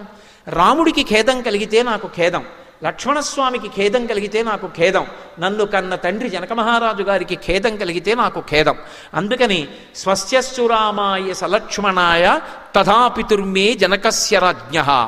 రామచంద్రమూర్తికి మంగళమగుగాక, ఆయనకి స్వస్తి ఎగుగాక, లక్ష్మణస్వామికి స్వస్తి ఎగుగాక, నా అత్తవారింటి వైపు అందరూ సంతోషముగా ఉండెదరుగాక. అంతర్లీన భావన, నన్ను కన్న తండ్రి జనక మహారాజు గారు సంతోషముగా ఉండుగాక, స్వస్తి ఎగుగాక. మరి తనకి ఇది భారతదేశంలో ఆడపిల్ల యొక్క గొప్పతనం. తనకి సుఖం వేరొకటి ఉండదు. తన భర్త సుఖం తన సుఖం, తన మరుదుల సుఖం తన సుఖం, తన అత్తవారింటి సుఖం తన సుఖం, తన పుట్టింటి వారి సుఖం తన సుఖం. అందుకే ఎంత విచిత్రంగా ఉంటుందంటే, ఇక్కడ పెరిగిన పిల్ల అక్కడికెడుతుంది, ఏమిటో అక్కడ బంధుత్వాలు కొత్తగా తెలుసుకుంటుంది. తెలుసుకుని అందరూ నా వాళ్ళే, నా మరిది, నా తోడికోడలు, మా పినమామగారు, మా పెదమామగారు, ఎంత అల్లుకుపోతుందో. పురుషుడు అలా అల్లుకోలేడు, బంధువులింటికి వెళ్ళినా అలా కలిసిపోలేడు. ఆడపిల్ల ఎంత తేలికగా, ఏదో బాతు నీళ్లల్లో వదిలేస్తే ఈ దేశినంత తేలికగా అత్తవారింట్లో ఉంచేసుకుంటుంది. అలా ఉంచేసుకుని ఆమె పడే బాధల్లా ఒక్కటే, నేను అంత ప్రేమగా చూస్తాను వాళ్ళు నన్ను అలా ఎందుకు చూడరు అంటుంది. ఎంత బేలతనం నిజంగా ఆడపిల్లది అనిపిస్తుంది. అదే ఎంత ఐశ్వర్యం ఉన్న ఇంటిని మెట్టనివ్వండి, ఇది నాది అని చెప్పడానికి అధికారం పొందింది. పుట్టిల్లు అంత ఐశ్వర్యవంతమైన ఇల్లు కాదు, కానీ అన్నదమ్ముడు ఏదో శుభకార్యం చేసుకుంటున్నాడంటే నెలలు నెలలు కష్టపడి ఉండిపోతుంది ఆ అన్నదమ్ముడి కోసం. ఎంత ప్రేమో పుట్టినిల్లంటే, తోబుట్టువులంటే. ఆ తోడబుట్టినవాడు శుభకార్యం చేసుకుంటే పీటల మీద కూర్చొని ఉండగా మంగళహారతి ఇవ్వడానికి మురిసిపోతుంది నా హక్కని. పీటల మీద కూర్చుంటే ఏమిటో వెనకాతల కూర్చుని ఆ బొగ్గం చొక్క పెట్టి, ఆ జుత్తు సరిచేసి, ఆ పంచె సరిచేసి, ఏమిటో అది తనకి జన్మలో పొందిన గొప్ప అనుగ్రహం అనుకుంటుంది, ఈశ్వరుడిచ్చిన భాగ్యం అనుకుంటుంది. ఆ మంగళహారతి ఇచ్చినప్పుడు పళ్ళెల్లో 100 రూపాయలు వేస్తే ఆమెకి కోట్లు ఉన్నాయి భర్తకి. ఈ 100 రూపాయలు పదిలంగా పట్టుకెళ్ళి మా అన్నయ్య ఇచ్చాడు, మా అన్నయ్య ఇచ్చాడు, మా అన్నయ్య ఇచ్చాడని దాచుకుంటుంది. ఓ 100 రూపాయలు నేత చీర పెడితే ఆ చీర కట్టుకుని మా అన్నయ్య ఇచ్చిన చీర, మా అన్నయ్య ఇచ్చిన చీర అంటుంది.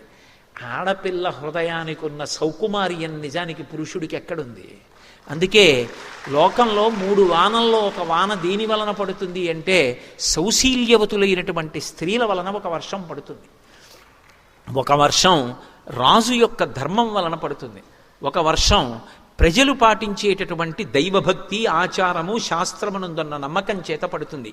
కాబట్టి ఒక వర్షాన్నే నిర్ణయించగలదు స్త్రీ, 2 వంశములను ఉద్ధరించగలదు. వాళ్ళ సుఖం తన సుఖం తప్ప తనకంటూ వేరే సుఖం ఉంది అని ఆలోచించదు.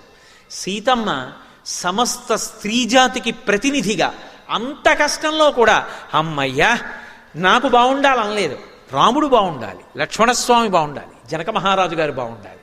ఏమి సౌందర్యం నిజంగా రచనలో. మొత్తం స్త్రీజాతి భావాన్నంతటినీ ప్రతిబింబించారు మహర్షి. మా తల్లి అలా అంటుంటే ఆ పైన ఉన్నటువంటి హనుమ చూస్తున్నారు. ఈమె ఒంటి మీద నగల విషయం నిర్ధారణ అయిపోయింది. ఈమె ఊపిరి విడిచిపెడుతోంది, ఊపిరి తీస్తోంది. ఈవిడ యొక్క తేజస్సు చూస్తే పట్టి పట్టి గమనిస్తే మట్టి పట్టిన పట్టుపుట్టాన్ని కట్టుకున్నా, అటువంటి నగలే పెట్టుకుని ఉన్నా, ఈమె యొక్క తేజస్సుని పరిశీలిస్తే వశిష్ఠుణ్ణి విడిచిపెట్టి వచ్చినటువంటి అరుంధతియా, లేకపోతే ఇంద్రుడి మీద కోపం వచ్చి వచ్చినటువంటి శచీదేవా అని అనుమానం వస్తోంది. కానీ ఈమె అరికాళ్ళు భూమిని తాకుతున్నాయి. ఈమె ఎందుకో గాఢంగా నిట్టూరుస్తోంది. ఈమె ఖచ్చితంగా సీతాదేవి. కానీ ఈమెని పలకరించడం ఎలా? ఆర్తితో పైనుంచి చూస్తూ అడిగారు, అమ్మా సురాణాం అసురాణాం వా నాగ గంధర్వ రక్షసాం యక్షాణాం కిన్నెరాణాం వా కాంస్త్వం భవసి శోభనే. అమ్మా నువ్వు దేవతలకి సంబంధించిన దానివా, యక్ష గంధర్వ కిన్నెర కింపురుషాదులకు చెందిన దానివా? నీ యొక్క లక్షణాలు చూస్తే మనుష్యకాంతలా ఉన్నావు, నీ యొక్క కాంతి చూస్తే దేవతా స్త్రీలా ఉన్నావు, నీ తేజస్సు చూస్తే రాచపుత్ర స్త్రీలా ఉన్నావు. అమ్మా నువ్వెవరో నిజంగా చెప్పమ్మా, నేను ఎవరనుకుంటున్నావమ్మా? నేను సీతమ్మని అన్వేషిస్తూ వచ్చిన వానరుణ్ణమ్మా. రావణేన జనస్థానాత్ బలా అపహృత ఇది సీతాత్మసి భద్రంతే తన్మమా చక్ష్వపృచ్ఛత. జనస్థానంలో రావణాసురుడు రాముణ్ణి లక్ష్మణుణ్ణి దూరం చేసి ఎత్తుకొచ్చినటువంటి సీతమ్మ అని అనుకుంటున్నాను. అమ్మా నిజం చెప్పమ్మా, నా ఎందు అనుగ్రహించమ్మా, నీ దర్శనాన్ని పొందాను అనుకుని పొంగిపోతున్నానమ్మా అన్నారు. చెప్పాను కదా, ఆయన వంక చూస్తే ఆ వానరం మాట్లాడుతున్నది పరమసత్యం అనిపించింది ఆవిడికి. అనిపించి ఆ తల్లి వెంటనే హనుమని చూసి ఒక మాట అంది, పృథివ్యారాజసింహానాం ముఖ్యస్య విదితాత్మనః స్నుషా దశరథస్యాహం శత్రుసైన్య ప్రతాపినః దుహితా జనకస్యాహం వైదేహస్య మహాత్మనః సీతాచనామనామ్యాహం భార్యా రామస్య ధీమతః. ఆ తల్లి ఇందాక మనవి చేశాను కదా, సమస్త స్త్రీ జాతికి ప్రతినిధిగా నిలబడుతుంది. వివాహమైపోయినటువంటి స్త్రీని పలకరిస్తే అమ్మ తమరెవరు అని అడిగామనుకోండి, మొట్టమొదట చెప్పవలసింది మామగారి పేరు చెప్పాలి. ఎందుకని అంటే లోకంలో ఒక విషయం చెప్తారు, ఒక ఆడది గుండెలు బాదుకుని ఏడవలసినటువంటి అవసరము రాకుండుగాక అని వివాహకాండలో దేవతల్ని భర్త ప్రార్థన చేస్తాడు. ఈమె ఎన్నడూ జుత్తు విరబోసుకుని గుండెలు బాదుకుని నాకు కనపడకుండుగాక అని. ఆడది జీవితంలో ఏడవలసినటువంటి రోజంటూ వస్తే ఒక్క రోజు అని చెప్పింది శాస్త్రం. ఇంకొక రోజు ఉండకూడదు. అంత మంగళప్రదంగా మాట్లాడింది. ఇంకొక రోజు ఉండదు, ఒక్కరోజే. ఏదా రోజు అంటే మామగారి శరీరం వెళ్ళిపోయిన రోజు. ఎందుకని అంటే మామగారి కన్నా రక్షకుడు లోకంలో ఉండట. అందుకే సీమంతోన్నయనం అని చేస్తారు. సీమంతోన్నయనము అంటే ఏదో సీమంతం సూడిదలు ఇచ్చామని 5 కేజీలు కాజాలు 3 కేజీలు మైసూరు పాకులు మా కానవాయితీ అన్న దిక్కుమాలినాచారం కాదు. సీమంతోన్నయనము అంటే అడవి పంది ముళ్ళు తీసుకొచ్చి పాపట తీసి భర్త జుత్తు ఎత్తి ముడి వేస్తాడు గణపతి హోమం చేసి. అలా వేస్తే ఆ తరువాత లోపల ఉన్న పిండాన్ని ఉగ్రభూతములు చెనకవు. అప్పుడు మొదటి కానుక ఎవరిస్తారంటే సూడిద అంటారు. సూడిద అంటే కానుక. సూడిద ఎవరిస్తారంటే మామగారు ఇస్తాడు. ఎందుకు ఇస్తాడో తెలుసా? అమ్మా ఎక్కడ పుట్టావు, ఎవరింట్లోనో పుట్టావు, ఆడపిల్లవి, మీ తండ్రి ఎంత ప్రేమగా పెంచి పెద్ద చేశాడో, నీ తల్లి ఎంత ప్రేమగా పెంచి పెద్ద చేసిందో, నీ కోసం ఎంత ఆరాటపడ్డారో. అమ్మా నా ఇంటికి కోడలిగా వచ్చావు, నా కొడుకు నీకు సమస్తమని బ్రతికావు. అందుకే కోడల కంటి వెంట నీరు రాకుండా చూసుకోవలసిన పెద్దరికం ఎవరిది అంటే మామగారిది. తన కోడలు సుఖపడుతోందా లేదా అని చూసుకోవాలి. ప్రత్యేకంగా అడగాలి, సినిమాకి వెళ్ళావా నాన్న, ఇద్దరు వెళ్ళండి ఒకసారి అని చెప్పాలి మామగారు. కోడలి క్షేమం చూడవలసిన వాడు మామగారే. కాబట్టి అటువంటి మామగారు శరీరం విడిచిపెట్టేశాడు అనుకోండి, అప్పుట తన కోసం అలమటించిపోయేటటువంటి వాడు, తండ్రి కన్నా తాపత్రయపడేవాడు వెళ్ళిపోయినట్టు. అందుకే సూడిదల్లో అమ్మా నా ఇంటిని మెట్టావు, నాకు వారసుణ్ణి ఇవ్వబోతున్నావు, నన్ను తాతని చెయ్యబోతున్నావు, ఎంత గర్భక్లేశాన్ని అనుభవిస్తావు. అనుభవించి ఎత్తుపల్లాల్లో జాగ్రత్తగా నడిచి పథ్యం చేసి బిడ్డని కని నన్ను తాతని చేసి నా వంశం నిలబడుతున్నావు, నా కొడుకుని తండ్రిని చేస్తున్నావు, నీకేమి ఇవ్వగలను? అమ్మ నీకు కానుకిస్తున్నానని ఆభరణం ఇస్తాడు. అది ఎంత పెద్దది వదిలేయండి. పరమ ప్రేమతో మొదటి కానుక మామగారు ఇస్తాడు. మామగారుట అంత ఆర్తి పొందుతాట కోడల కోసం. అలా ఉండగలిగితే నీ చెప్పేది. ఎందుకంటే ఇవాల్టి రోజు కొంతమంది మామగారులను చూస్తే ఇలా ఉంటాడని చెప్పడం కూడా అంత తేలిక కాదేమో అనిపిస్తుంది. కాలుష్యం అంత పెరిగిపోయింది కాబట్టి. కానీ నేను రామాయణాన్ని నమ్ముకున్నవాడిని, అలాగే ఉంటారు మామగారులని నమ్మే మాట్లాడతాను. కాబట్టి ఆ తల్లి మామగారు వెళ్ళిపోతే మాత్రం ఏడుస్తారట. అలా ఇలా కాదుట, నా కోసం, నా సంతోషం కోసం అహరహం పరిశ్రమించే వ్యక్తి ఆయన వెళ్ళిపోయారు. ఏది పెద్దరికం ఇప్పుడు? ఎవరికి చెప్పుకోను కష్టం వస్తే అని. అందుకే ఆడపిల్ల పెళ్ళయ్యాక అమ్మ మీరెవరు అని అడిగితే ఫలానా వారి కోడలని చెప్పుకుంటుందిట సంతోషంగా. అంతే తప్ప తన పేరు చెప్పదు. అది భారత జాతి గొప్పతనం. 1000 పడగల్లో విశ్వనాథ సత్యనారాయణ గారు ఏడిచారు. 999 పడగలు చితికిపోయాయి. ఇంకా వైవాహిక వ్యవస్థ అన్న ఒక్క పడగే మిగిలిందని.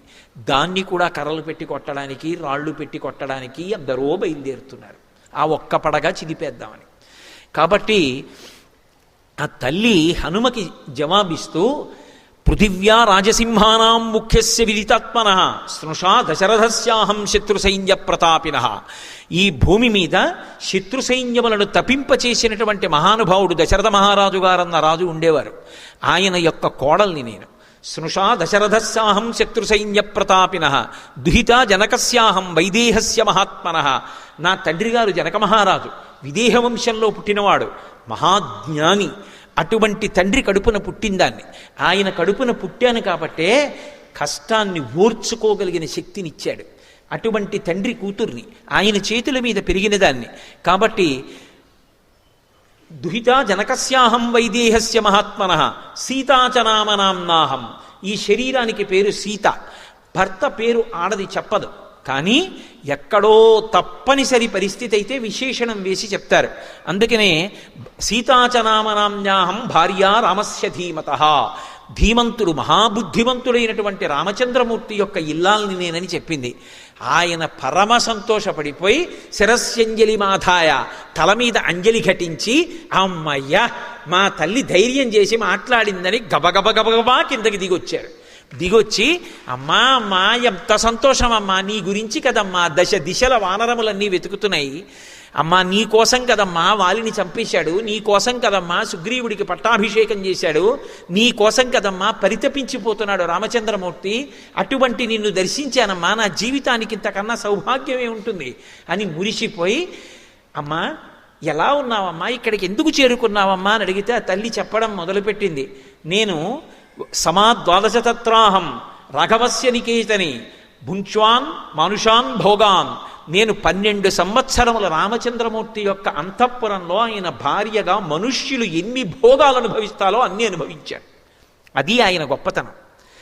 ఎంత పెద్ద మాట ఉందో చూడండి. ఒక మనిషి ఎన్ని భోగములు అనుభవిస్తాడో అన్నీ అనుభవించాడు.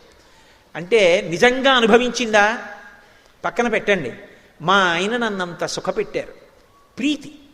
అందుకే ఆ దాంపత్యం అలా ఉన్నప్పుడు ఒంటి మీద ఎన్ని నగలున్నాయి, ఎంత ఖరీదైన చీర కట్టుకున్నారన్న దానితో ఉండదు. అటువంటి దంపతులు ఎక్కడున్నారో అక్కడ లక్ష్మీదేవి ఉంటుంది. వాళ్ళిద్దరి మధ్య ఆ సంతోషం ఉంటుంది, ఆ అవగాహన ఉంటుంది. అది లేకుండా సరే ఆ రెండో కోణం నాకు ఎందుకు వచ్చిన గొడవ కానీ. కాబట్టి ఆ తల్లి అంటుంది, నేను 12 సంవత్సరములు రామచంద్రమూర్తి అంతఃపురంలో మనుష్యులు పొందేటటువంటి సమస్త భోగములను అనుభవించాను. రాముడు అరణ్యవాసానికి వెళ్ళిపోతున్నప్పుడు ప్రయత్నపూర్వకంగా రాముణ్ణి విడిచిపెట్టి ఉండలేక అరణ్యవాసానికి వచ్చాను. అరణ్యవాసానికి వచ్చిన తరువాత మాయామృగం రూపంలో వచ్చినటువంటి మారీచుడు నాకు రాముడికి ఎడబాటు కల్పించాడు. ఆ సమయంలో పరివ్రాజక రూపంలో రావణాసురుడు నన్ను అపహరించి తీసుకొచ్చి ఈ లంకాపట్టణంలో బంధీకృతురాల్ని చేశాడు.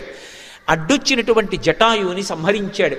ఆనాటి నుంచి ఈనాటి వరకు రామపాదార విందములను స్మరిస్తూ రాముడు వస్తాడు నన్ను గట్టెక్కిస్తాడు అని ఆలోచన చేస్తూ ఇలాగే ఉన్నాను. కానీ రాముడు రాలేదు. ఇక 2 నెలలు మాత్రమే గడువుంది. వచ్చి 10 నెలలైంది.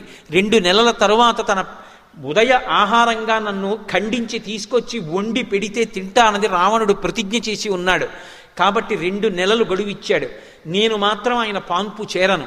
నాకు మిగిలి ఉన్న జీవితకాలం 2 నెలలు. ఈలోగా రాముడు రావాలి, వచ్చి నన్ను రక్షించాలి అని ఆ తల్లి చెప్తుంటే విన్నారు హనుమ. విని, అమ్మా ఎందుకమ్మా అంత బెంగ పెట్టుకుంటావు, నువ్వంత బెంగ పెట్టుకోవలసినటువంటి అవసరం లేదు తల్లి.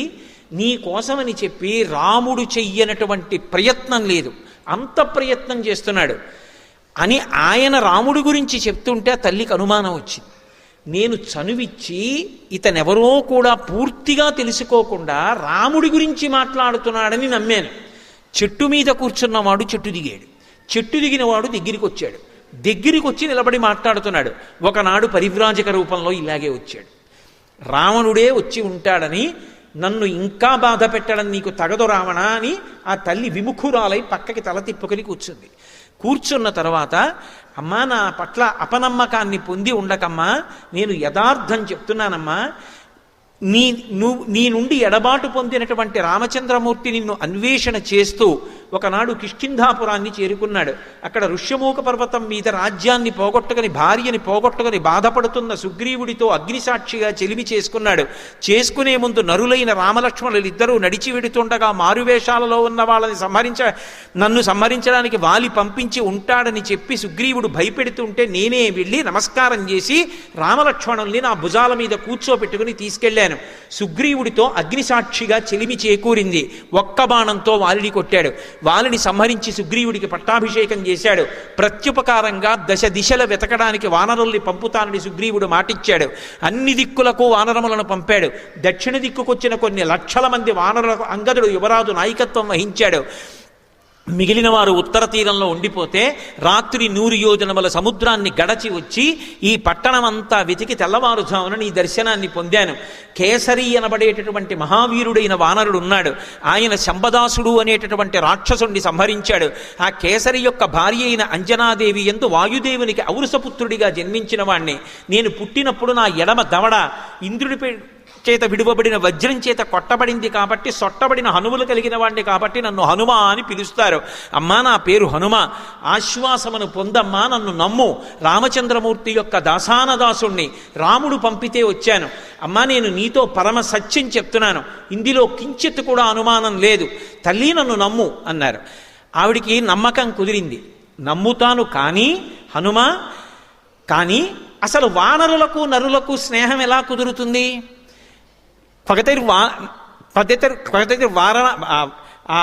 వానరాణాంచ నరాణాంచ పగతిర్ సమాగమే. వాళ్ళిద్దరూ ఎలా కలుసుకున్నారు? ఒకవేళ కలుసుకున్నా యాని రామస్య లింగాని లక్ష్మణస్య చ వానర తాని భూయ సమాచక్ష్వా నమాన్ శోక సమావిశేత్. ఏది నీకంత తెలుసు అంటున్నావే? రాముడితో అంత కలిసి ఉన్నానంటున్నావే, లక్ష్మణుడితో అంత కలిసి ఉన్నానంటున్నావే. ఏది నువ్వు కలిసి ఉన్నది నిజమైతే రాముడి యొక్క గుణములు రాముని యొక్క బాహ్యస్వరూపం, లక్ష్మణుని యొక్క గుణములు లక్ష్మణుని యొక్క బాహ్యస్వరూపం చెప్పు చూస్తానంది. ఎంత పెద్ద ప్రశ్న వేసింది! హనుమ యొక్క ఉపాసనా బలాన్ని ప్రశ్నించింది. మనం తెల్లవారి లేస్తే అధాంగ పూజ అని చేస్తాం. ఏదో పాదౌ పూజయామి, గుల్భౌ పూజయామి, జంఘే పూజయామి, జానుని పూజయామి, ఊరుం పూజయామి, కటిం పూజయామి, నాభిం పూజయామి, ఉదరం పూజయామి, వక్షస్థలం పూజయామి, కంఠే పూజయామి, చుబుకం పూజయామి, ఓష్టే పూజయామి, నాసికాం పూజయామి, నేత్రౌ పూజయామి, లలాపుటం పూజయామి, భుజౌ పూజయామి, స్కందౌ పూజయామి, శిరః పూజయామి, సర్వాణ్యంగాని పూజయామి అని. నిజంగా పూజ చేసింది నిజమైతే పువ్వు పాదవు పూజయామి అంటే పాదాలు కనపడాలి, జంఘే పూజయామి ఏదో జానుని పూజయామి మోకాళ్ళు కనపడాలి, ఊరు పూజయామి తొడలు కనపడాలి, కటిం పూజయామి నడుం కనపడాలి, నాభిం పూజయామి బొడ్డు కనపడాలి, ఉదరం పూజయామి పొట్ట కనపడాలి, వక్షస్థలం పూజయామి గుండెలు కనపడాలి, భుజౌ పూజయామి భుజాలు కనపడాలి, హస్తౌ పూజయామి చేతులు కనపడాలి, కంఠే పూజయామి కంఠం కనపడాలి, చుబుకం పూజయామి గడ్డం కనపడాలి, ఓష్టే పూజయామి పెదవులు కనపడాలి, నాసికాం పూజయామి ముక్కు కనపడాలి, నేత్రే పూజయామి కళ్ళు కనపడాలి, లలాటం పూజయామి లలాటం కనపడాలి, శిరః పూజయామి తల కనపడాలి, సర్వాణ్యంగాని పూజయామి. పువ్వులు ఇలా విడిచిపెట్టేస్తే పువ్వులు పడుతున్నంత వేగంగా పైనుంచి కిందకు చూడాలి. నువ్వు నిజంగా ఉపాసన చేసింది నిజమైతే నీ కులదైవం ఎవరయ్యా అన్నారనుకోండి, రాముడు నా కులదైవం అండి అన్నాననుకోండి. ఏది రాముడు ఎలా ఉంటాడు చెప్పు అంటే కాళ్ళ దగ్గర నుంచి బొటనవేళ్ళు, గోళ్ళు, చిటికిన వేలు, ఆయన చీలమండలు, ఆయన కాలు, ఆయన మోకాలు, ఆయన తొడలు, ఆయన నాభి, ఆయన యొక్క కడుపు, ఆయన గుండెలు అన్నీ విడిచిపెట్టకుండా చెప్పగలిగితే ఆనాడు నేను ఉపాసన చేశానని గుర్తు. ఏమోనండి నాకు అంత బాగా జ్ఞాపకం ఉండదు, చూస్తాను కానీ గుర్తుండదంటే ఇంకేం ఉపాసన? హనుమ యొక్క ఉపాసన సౌందర్యాన్ని ప్రశ్నించింది అమ్మవారు. ఏది చెప్పు? యాని రామస్య లింగాని లక్ష్మణస్య చ వానర. రాముడే కాదు, రాముడు ఉంటే రాముడి పక్కన లక్ష్మణుడు ఉంటాడు, ఇద్దరు ఎలా ఉంటారో తెలియాలి. అంతేకాదు వాళ్ళ గుణాలు ఎలా ఉంటాయో తెలియాలి. ఏది చెప్పు? అమ్మా నన్ను పరీక్షించడానికి వేశావు ఈ ప్రశ్న. రాముడు ఎలా ఉంటాడో లక్ష్మణుడు ఎలా ఉంటాడో నీకు తెలీదా? ఎవరికి చెప్తున్నది? సీతమ్మకి చెప్తున్నారు. రాముడి అంగప్రత్యంగములు వర్ణించడంలో ఎక్కడైనా చిన్న తేడా వస్తే నిరంతర ఉపాసన, రాముణ్ణి పైనుంచి కిందకి, కింద నుంచి పైకి ధ్యానంలో ఆవిడ ఉపాసన చేస్తూ ఉంటుంది. పైగా ఆవిడ చూడండి ఆయన శరీరం, ఆయన శరీరంలో అంగుళం ఆవిడికి తెలియనిది ఉంటుందా? ఇంతకన్నా ఇంకా వేదిక మీద చెప్పక్కల్లా. ఆవిడ దగ్గర ఇంకొకలా చెప్పడం సాధ్యం అవుతుందా? హనుమ ఉపాసనని ఆవిడ ప్రశ్నించింది, ఆయన నిరూపించుకున్నారు. అందుకని సౌందర్యం, అందుకు సుందరకాండ. వెంటనే ఆయన అన్నారు, అమ్మా నాకు సంతోషమే రాముడి గురించి మాట్లాడడం అంటే. రామ కమలపత్రాక్ష సర్వసత్వ మనోహర రూపదాక్షిణ్య సంపన్న ప్రసూత జనకాత్మజే. అమ్మ అవి కొత్తగా నేర్చుకున్న గుణాలు కావమ్మా, రాముడికి పుట్టుకతో వచ్చాయి. రాముడి గురించి చెప్పయ్యా అంటే చాలా ఎంత సంతోషం, అవకాశం దొరికింది అంతే చాలండి. రామ కమలపత్రాక్ష, కమలపత్రములు ఎలా ఉంటాయో రాముడి కళ్ళు అలా ఉంటాయమ్మా. అసలు ఆ కళ్ళు చూసి మోహించాయి కదమ్మా ప్రపంచకం ఆయన్ని. సమస్త భూతములు రాముడి కళ్ళ వంక చూస్తే వశపడిపోతారు, అంత అందమైన కళ్ళు. రామో రాజీవలోచన. కాబట్టి రామ కమలపత్రక్ష సర్వసత్వ మనోహర. ఆయన వెళ్ళిపోతుంటే అకాలంగా చెట్లు పూస్తాయి, క్రూర మృగాలు కూడా ఆయన్ని చూస్తూ అలా ఉండిపోతాయి. అంతటి అందగాడమ్మా అటువంటి కళ్ళమ్మ ఆయనవి. రామ కమలపత్రక్ష సర్వసత్వ మనోహర రూప దాక్షిణ్య సంపన్న. పైకి రూపం అందంగా ఉండి లోపల మోసకారి బుద్ధులు ఉన్నవాడు కాడమ్మా. అటువంటి దక్షత ఉన్నవాడు, దయ ఉన్నవాడు. ప్రసూత జనకాత్మజే. ఇవి మధ్యలో నేర్చుకున్న ఒక పుట్టుకతో వచ్చాయి. నీలాగి సీతమ్మకి ఎలా వచ్చాయో ఆయనకి అలా వచ్చాయి. ప్రసూత జనకాత్మజే. రామో భామిని లోకస్య చాతుర్వర్ణస్య రక్షిత మర్యాదానాంచ లోకస్య కర్తా కారయితాచ సహా. రాముడు తన ధర్మాన్ని మాత్రమే రక్షించుకోడు, చాతుర్వర్ణముల యొక్క ధర్మాన్ని రక్షిస్తాడు. మర్యాదానాంచ లోకస్య, మర్యాదా పురుషోత్తముడు. ఇలా ఉండాలి కట్టుబాటు అంటే అని చెప్తాడు. ఆ కట్టుబాటు అలా జరిగేటట్టు చూస్తాడు. కట్టుబాటు తప్పడం రాముడికి ఇష్టం ఉండదు. అంటే ఆచారకాండ మీద అంత నమ్మకం ఉన్నవాడు. యజుర్వేద వినీతశ్చ వేద విద్భి సుపూజిత ధనుర్వేదే చ వేదేషు వేదాంగేషు చ నిష్ఠిత. అమ్మ రాముడికి వేదాలన్నీ తెలుసు, యజుర్వేదం విశేషంగా తెలుసు. యజుర్వేదంలో పుట్టాడు. యజుర్వేదంలో పుట్టలేదని అప్పయ్య దీక్షితారు వారు ఏడిచారు. యజుర్వేదం ఎందుకంత గొప్పదైందంటే యజ్ అంటే ఆరాధన. యజుర్వేదం దక్షిణ దేశంలో చాలా ఎక్కువ. కృష్ణ యజుర్వేదం చదువుకున్న వాళ్ళే అందరూ. యజుర్వేదం చదువుకుంటే దేవతల్ని ఆరాధించి దేవతల యొక్క అనుగ్రహాన్ని పొందడం తెలుస్తుంది. అందుకే మీరు చూడండి, రామాయణంలో లక్ష్మణస్వామి వచ్చి అరణ్యకాండలో మాట అంటాడు, అన్నయ్య పర్ణశాల నిర్మించవన్నావు, పరమానస్మి కాకుత్సా త్రైవర్ష శతం స్థితే స్వయంతు రుచిరే దేశే క్రియాతుమితి మాం వద అన్నాడు అరణ్యకాండ. అన్నయ్య పర్ణశాల కట్టాను, ఎటువంటి లక్షణాలతో ఉండాలో అలా కట్టాను. అన్నయ్య నువ్వు సీతమ్మ లోపలికి ప్రవేశించండి అన్నాడు. లక్ష్మణస్వామి వంక చూసి నవ్వి రాముడు అన్నాడు, లక్ష్మణ గృహప్రవేశం అలా చేయకూడదురా. గృహప్రవేశం చెయ్యాలి అంటే మొట్టమొదట కర్తవ్యం వాస్తుశమనం సౌమిత్రే చిరజీవిభి. ఒక ఇంట్లోకి ప్రవేశించే ముందు తప్పకుండా ఆ ఇంట్లో గృహదేవతలు, ఆ ఇంట్లో ఉండేటటువంటి ఇతర భూతములు అనుగ్రహించాలి అంటే కర్తవ్యే వాస్తుశమనం, వాస్తు పూజ, వాస్తు హోమము చెయ్యాలి. చేసే హోమంలో దేవతలకి హవిస్సు ఇవ్వాలి. దేవతలకి హవిస్సు ఇచ్చి ఇంట్లోకి ప్రవేశించాలి. నాకు ఆ మంత్రములు వచ్చురా, వెళ్ళి నేను పదార్థాలు చెప్తాను పట్రా, హోమం చేసి లోపలికి ఎడదాం అన్నాడు. ఆయన అంతటి యజుర్వేదవేత్త, ఆయనకి తెలియనిదేం లేదు. అందుకని యజుర్వేద వినీతశ్చ వేద విద్భిస్సు పూజిత ధనుర్వేదే చ వేదేషు. ధనుర్వేదం బాగా తెలుసున్నవాడు. వేదాలే కాదమ్మా, వేదాంగేషు చ నిష్ఠిత, వేదము యొక్క అంగములన్నీ చదువుకున్నవాడు. అందుకే సభలో కాలు మీద కాలు వీరాసనం వేసుకుని అందరికీ పాఠం చెప్తాడు, వేదాంత పాఠం. వైదేహీ సహితం సురద్రుమతలే హైమే మహామండపే మధ్యే పుష్పకమాసనే మణిమయే వీరాసనే సుస్థితం అగ్రే వాచయతి ప్రభంజనసుతే తత్వం మునిభ్య పరం వ్యాఖ్యాంతం భరతాధిభి పరివృతం రామం భజే శ్యామలం. వేదాంత పాఠం చెప్తూ ఉంటాడు. అటువంటి మహానుభావుడమ్మా. కాబట్టి యజుర్వేద వినీతశ్చ వేద విద్భి సుపూజిత ధనుర్వేదే చ వేదేషు వేదాంగేషు చ నిష్ఠిత తేజసాదిత్య సంకాశ క్షమయా పృథివీ సమః బృహస్పతి సమోబుద్ధ్య యశసా వాసవో సమః. అమ్మ రాముడంటే వేరొక సూర్యుడమ్మ. ఆయన భూమి మీద నడిచి వెళ్ళిపోతుంటే సూర్యుడు ఎడుతున్నట్టు ఉంటుంది. తేజసాదిత్య సంకాశ. ఎక్కడి నుంచి వచ్చిందో తెలుసా తేజస్సు? ధర్మానుష్ఠానం చేత వచ్చిన తేజస్సు అమ్మ అది. తేజసాదిత్య సంకాశ క్షమయా పృథివీ సమః. భూమికి ఎంత ఓర్పో అంత ఓర్పమ్మాయింది. ఆయనే కట్టు తప్పితే ఈ లోకాలు నిలబడవు. అందుకు కదమ్మా ఇంకా నిలబడ్డాడు రావణాసురుడు. కాబట్టి క్షమయా పృథివీ సమః బృహస్పతి సమోబృద్ధ్య. బుద్ధిలో బృహస్పతి లాంటి వాడమ్మా. యశసా వాసవో సమః, కీర్తిలో ఇంద్రుడి లాంటి వాడమ్మా ఆయన. అటువంటి మహానుభావుడమ్మా. రక్షితా జీవలోకస్య ధర్మస్య పరిరక్షిత, రక్షిత స్వస్య ధర్మస్య స్వజనస్య రక్షిత. ఆయన లోకాలన్నీ రక్షిస్తాడు. ఆయనని నమ్ముకుని ధర్మాన్ని నమ్ముకున్న వాళ్ళని ప్రత్యేకంగా రక్షిస్తాడు. వాళ్ళ కోసం నిలబడతాడు. వీరరాఘవ విజయరాఘవ అని 2 పేర్లు అందుకే ఆయనకి. ఎప్పుడూ ధనస్సు పట్టుకుని నించుని ఉంటాడు. ఎవరు ఆయనని నమ్ముకున్నారో వాళ్ళ కోసం ఎంత కిందకైనా వచ్చేస్తాడు.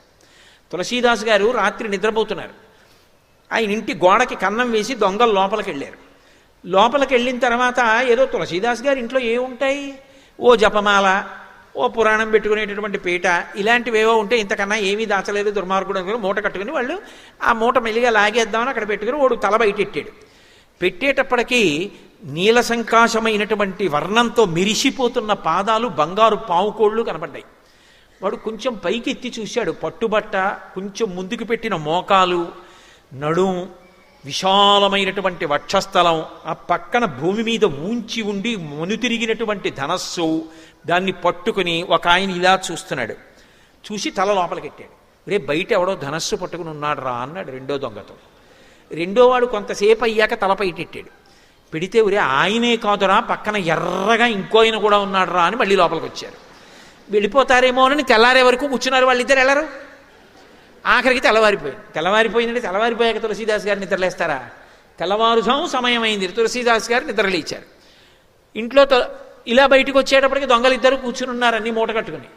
ఆయన చూశారు. నమ చౌరాయచ శిష్ప్యాయచ భేన్యాయచ శకత్యాయచ ప్రవాహ్యాయచ. దొంగలో కూడా ఈశ్వరుణ్ణి చూస్తారు ఆయన. ఆయన అన్నారు, అయ్యయ్యో అదేమిటి అలా మూట కట్టు కూర్చున్నారు, వెళ్ళిపోయారా అన్నారు. ఆ పాటి ఇంగిత జ్ఞానం మాకు లేక కాదు. బయటికి ఎడదామంటే ఇద్దరు నించున్నారు. ఒకడు నల్లగా ఉన్నాడు, ఒకడు ఎర్రగా ఉన్నాడు. రాత్రంతా నించునే ఉన్నారు. పైగా చేతిలో కోదండాలు ఉన్నాయి. ఇలా చూస్తున్నారు. కానీ అంత అందంగా ఉన్నారు. అలా చూసిన వాళ్ళ అందం ఏమిటో అలా ఉంది. ఎవరు వాళ్ళని తులసీదాస్ గారిని అడిగారు. తులసీదాస్ గారు బోర్న ఏడ్చారు. ఇంతోటి నా పురాణ పీఠం ఆచమన పాత్ర కోసం రాత్రంతా నించున్నారా రామలక్ష్మణులు ఇద్దరూ కాపు కాయడానికి. కాబట్టి మహానుభావుడు ఆయన ఎవరి కోసం రాలేదు. ఒకానొకనాడు త్యాగరాజస్వామి వారు దక్షిణ దేశంలో వచ్చిందే ఒక్కసారి యాత్రకి. ఓ జమీందారు ఇంటికి వెడితే జమీందారు గారు ఏదో 500 రూపాయలు ఇచ్చాడు. ఇస్తే శిష్యుడు అన్నాడు, మా గురువుగారు డబ్బులు ఇచ్చుకోరు అన్నాడు. మీ గురువుగారు శ్రీరామనవమి ఉత్సవాలు చేస్తారట కదా, ఉత్సవానికి ఇస్తున్నాడు, ఇది రాముడి కోసం ఇచ్చాను తీసుకోమన్నాడు. రాముడి కోసం ఇస్తే మా గురువుగారి కోసం కాదు కదా. అతను తీసుకుని ఆ పల్లకి బొంత కింద ఎట్టాడు. పల్లకి వెళ్ళిపోతుంది అరణ్యంలో. మర్నాడు దొంగలు అట్నుంచి వచ్చారు. అందరూ పారిపోతున్నారు బాటసారులు.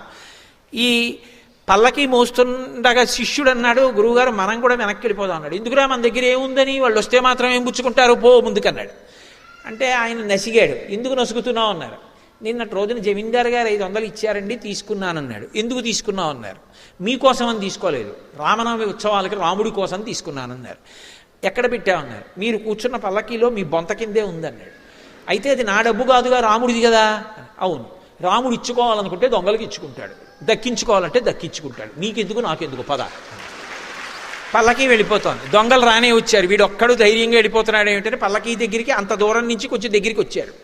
వెంటనే ఆజానబాహుం అరవింద దళాయతాక్షం, ఆయన పెద్ద పెద్ద కళ్ళతోటి రామలక్ష్మణులు ఇద్దరూ కోదండాలు పట్టుకుని కనపడ్డారు. ఎలా? ఆకర్ణాంతము బాణాన్ని లాగి పట్టుకుని ఉన్నారు. వాళ్ళిద్దరూ వెనక్కి తిరిగి పరిగెడుతున్నారు. వీళ్ళిద్దరూ తరుగుతున్నారు. అలా చాలా దూరం వెళ్ళిపోతున్నారు. కానీ వాళ్ళు మధ్య మధ్యలో వెనక్కి చూడటం ఎందుకంటే బాణం వదిలేస్తే వదిలేశారు, కానీ ఇంత అందంగా ఉన్నారు ఏంట్రా అని చూశారు. చూసి పారిపోయారు. మర్నాడు పొద్దున్న త్యాగరాజస్వామి అలాగో ఆలస్యం అయిపోయింది, చెట్టు కింద పడుకున్నాను రా అని చెట్టు కింద పడుకుని అనుష్ఠానం చేసుకుంటున్నారు. ఆ దొంగలు ఇద్దరు మళ్ళీ వచ్చారు. వచ్చి నేల మీద పడి నమస్కారం చేసి, అయ్యా బుద్ధి గడ్డి తిని నిన్న మీ దగ్గర ఏమైనా ఉందేమో దొంగతనం చేద్దామని వచ్చాం, కానీ దొంగతనం ఏం చేయలేదు కానండి, ఎవరో ఇద్దరు మమ్మల్ని చంపడానికి ధనస్సు పట్టుకు బాణాలు పట్టుకుని వచ్చారు. ఎంత బాగున్నారో మీ సేవకులు, మమ్మల్ని కొట్టేశారు కానీ ఒక్కసారి వాళ్ళిద్దరినీ చూపిద్దురు అన్నారు. త్యాగరాజస్వామి దొంగల పాదాల మీద పడ్డారు. ఒరే మీరు అదృష్టవంతులు రా, మీకు దర్శనం అయింది, నాకు అవలేదురా. ఇంకా తన భక్తుణ్ణి నమ్ముకున్న వాణ్ణి రక్షించడానికి అంత కిందకు వచ్చేస్తాడు ఆయన. అందుకే వీరరాఘవ విజయరాఘవ. అందుకే మహానుభావుడు రక్షితా జీవలోకస్య ధర్మస్య పరిరక్షిత, రక్షిత స్వస్య ధర్మస్య స్వజనస్య చ రక్షిత. అమ్మ ఏం చెప్పమంటావమ్మా ఆయన గుణాలు? కబీర్ దాస్ గారు అంతటి వాడు ఓ మాట అన్నాడు, ధరతీ సబ కాగజకరవు లేఖిని సబ బనరాయి సాత సమంతికి మసికరవు హరిగుణ లిఖా నజాయ్ అన్నాడు. ఈ భూమండలాన్నంతటినీ కాగితం చేసి సప్తసముద్రాల్ని సిరా చేసి అరణ్యంలో ఉన్న చెట్లన్నీ నరికి ఆ కలపనంతటినీ చేసి కలం చేసి ఈ సప్త సముద్రాలు తీసుకెళ్లి సిరాగా పోసి భూమిని కాగితం మీద హరి యొక్క గుణములను రాయడం మొదలు పెడితే నాకు ఇవేవి సరిపోవు పదార్థాలు అన్నాడు. అన్ని గుణములు ఉన్నవాడి గురించి నేనేం చెప్పను, కాబట్టి నాకు చెప్పడం సాధ్యమయ్యే విషయం కాదు, కానీ ఏదో అందించడానికి ప్రయత్నం అంతే. అన్ని గుణములు కలిగినవాడు. ఇక బాహ్య సౌందర్యం అంటావా? త్రిస్థిర త్రిప్రలంభశ్చ త్రిసమ త్రిశుచోన్నత త్రితామ్ర త్రిశుచ స్నిగ్ధ గంభీర త్రిశుచోన్నత. అమ్మ 3 స్థిరంగా ఉంటాయి, 3 పొడుగ్గా ఉంటాయి, 3 తెల్లగా ఉంటాయి, 3 నున్నగా ఉంటాయి. ఆపాదమస్తకం వేదిక మీద కూర్చుని చెప్పడానికి వీలు లేనటువంటి అంగప్రత్యంగములతో కలిపి ఇక్కడ నుంచి ఇక్కడ వరకు దేన్ని విడిచిపెట్టకుండా వర్ణించి చెప్పేశారు రామలక్ష్మణులు.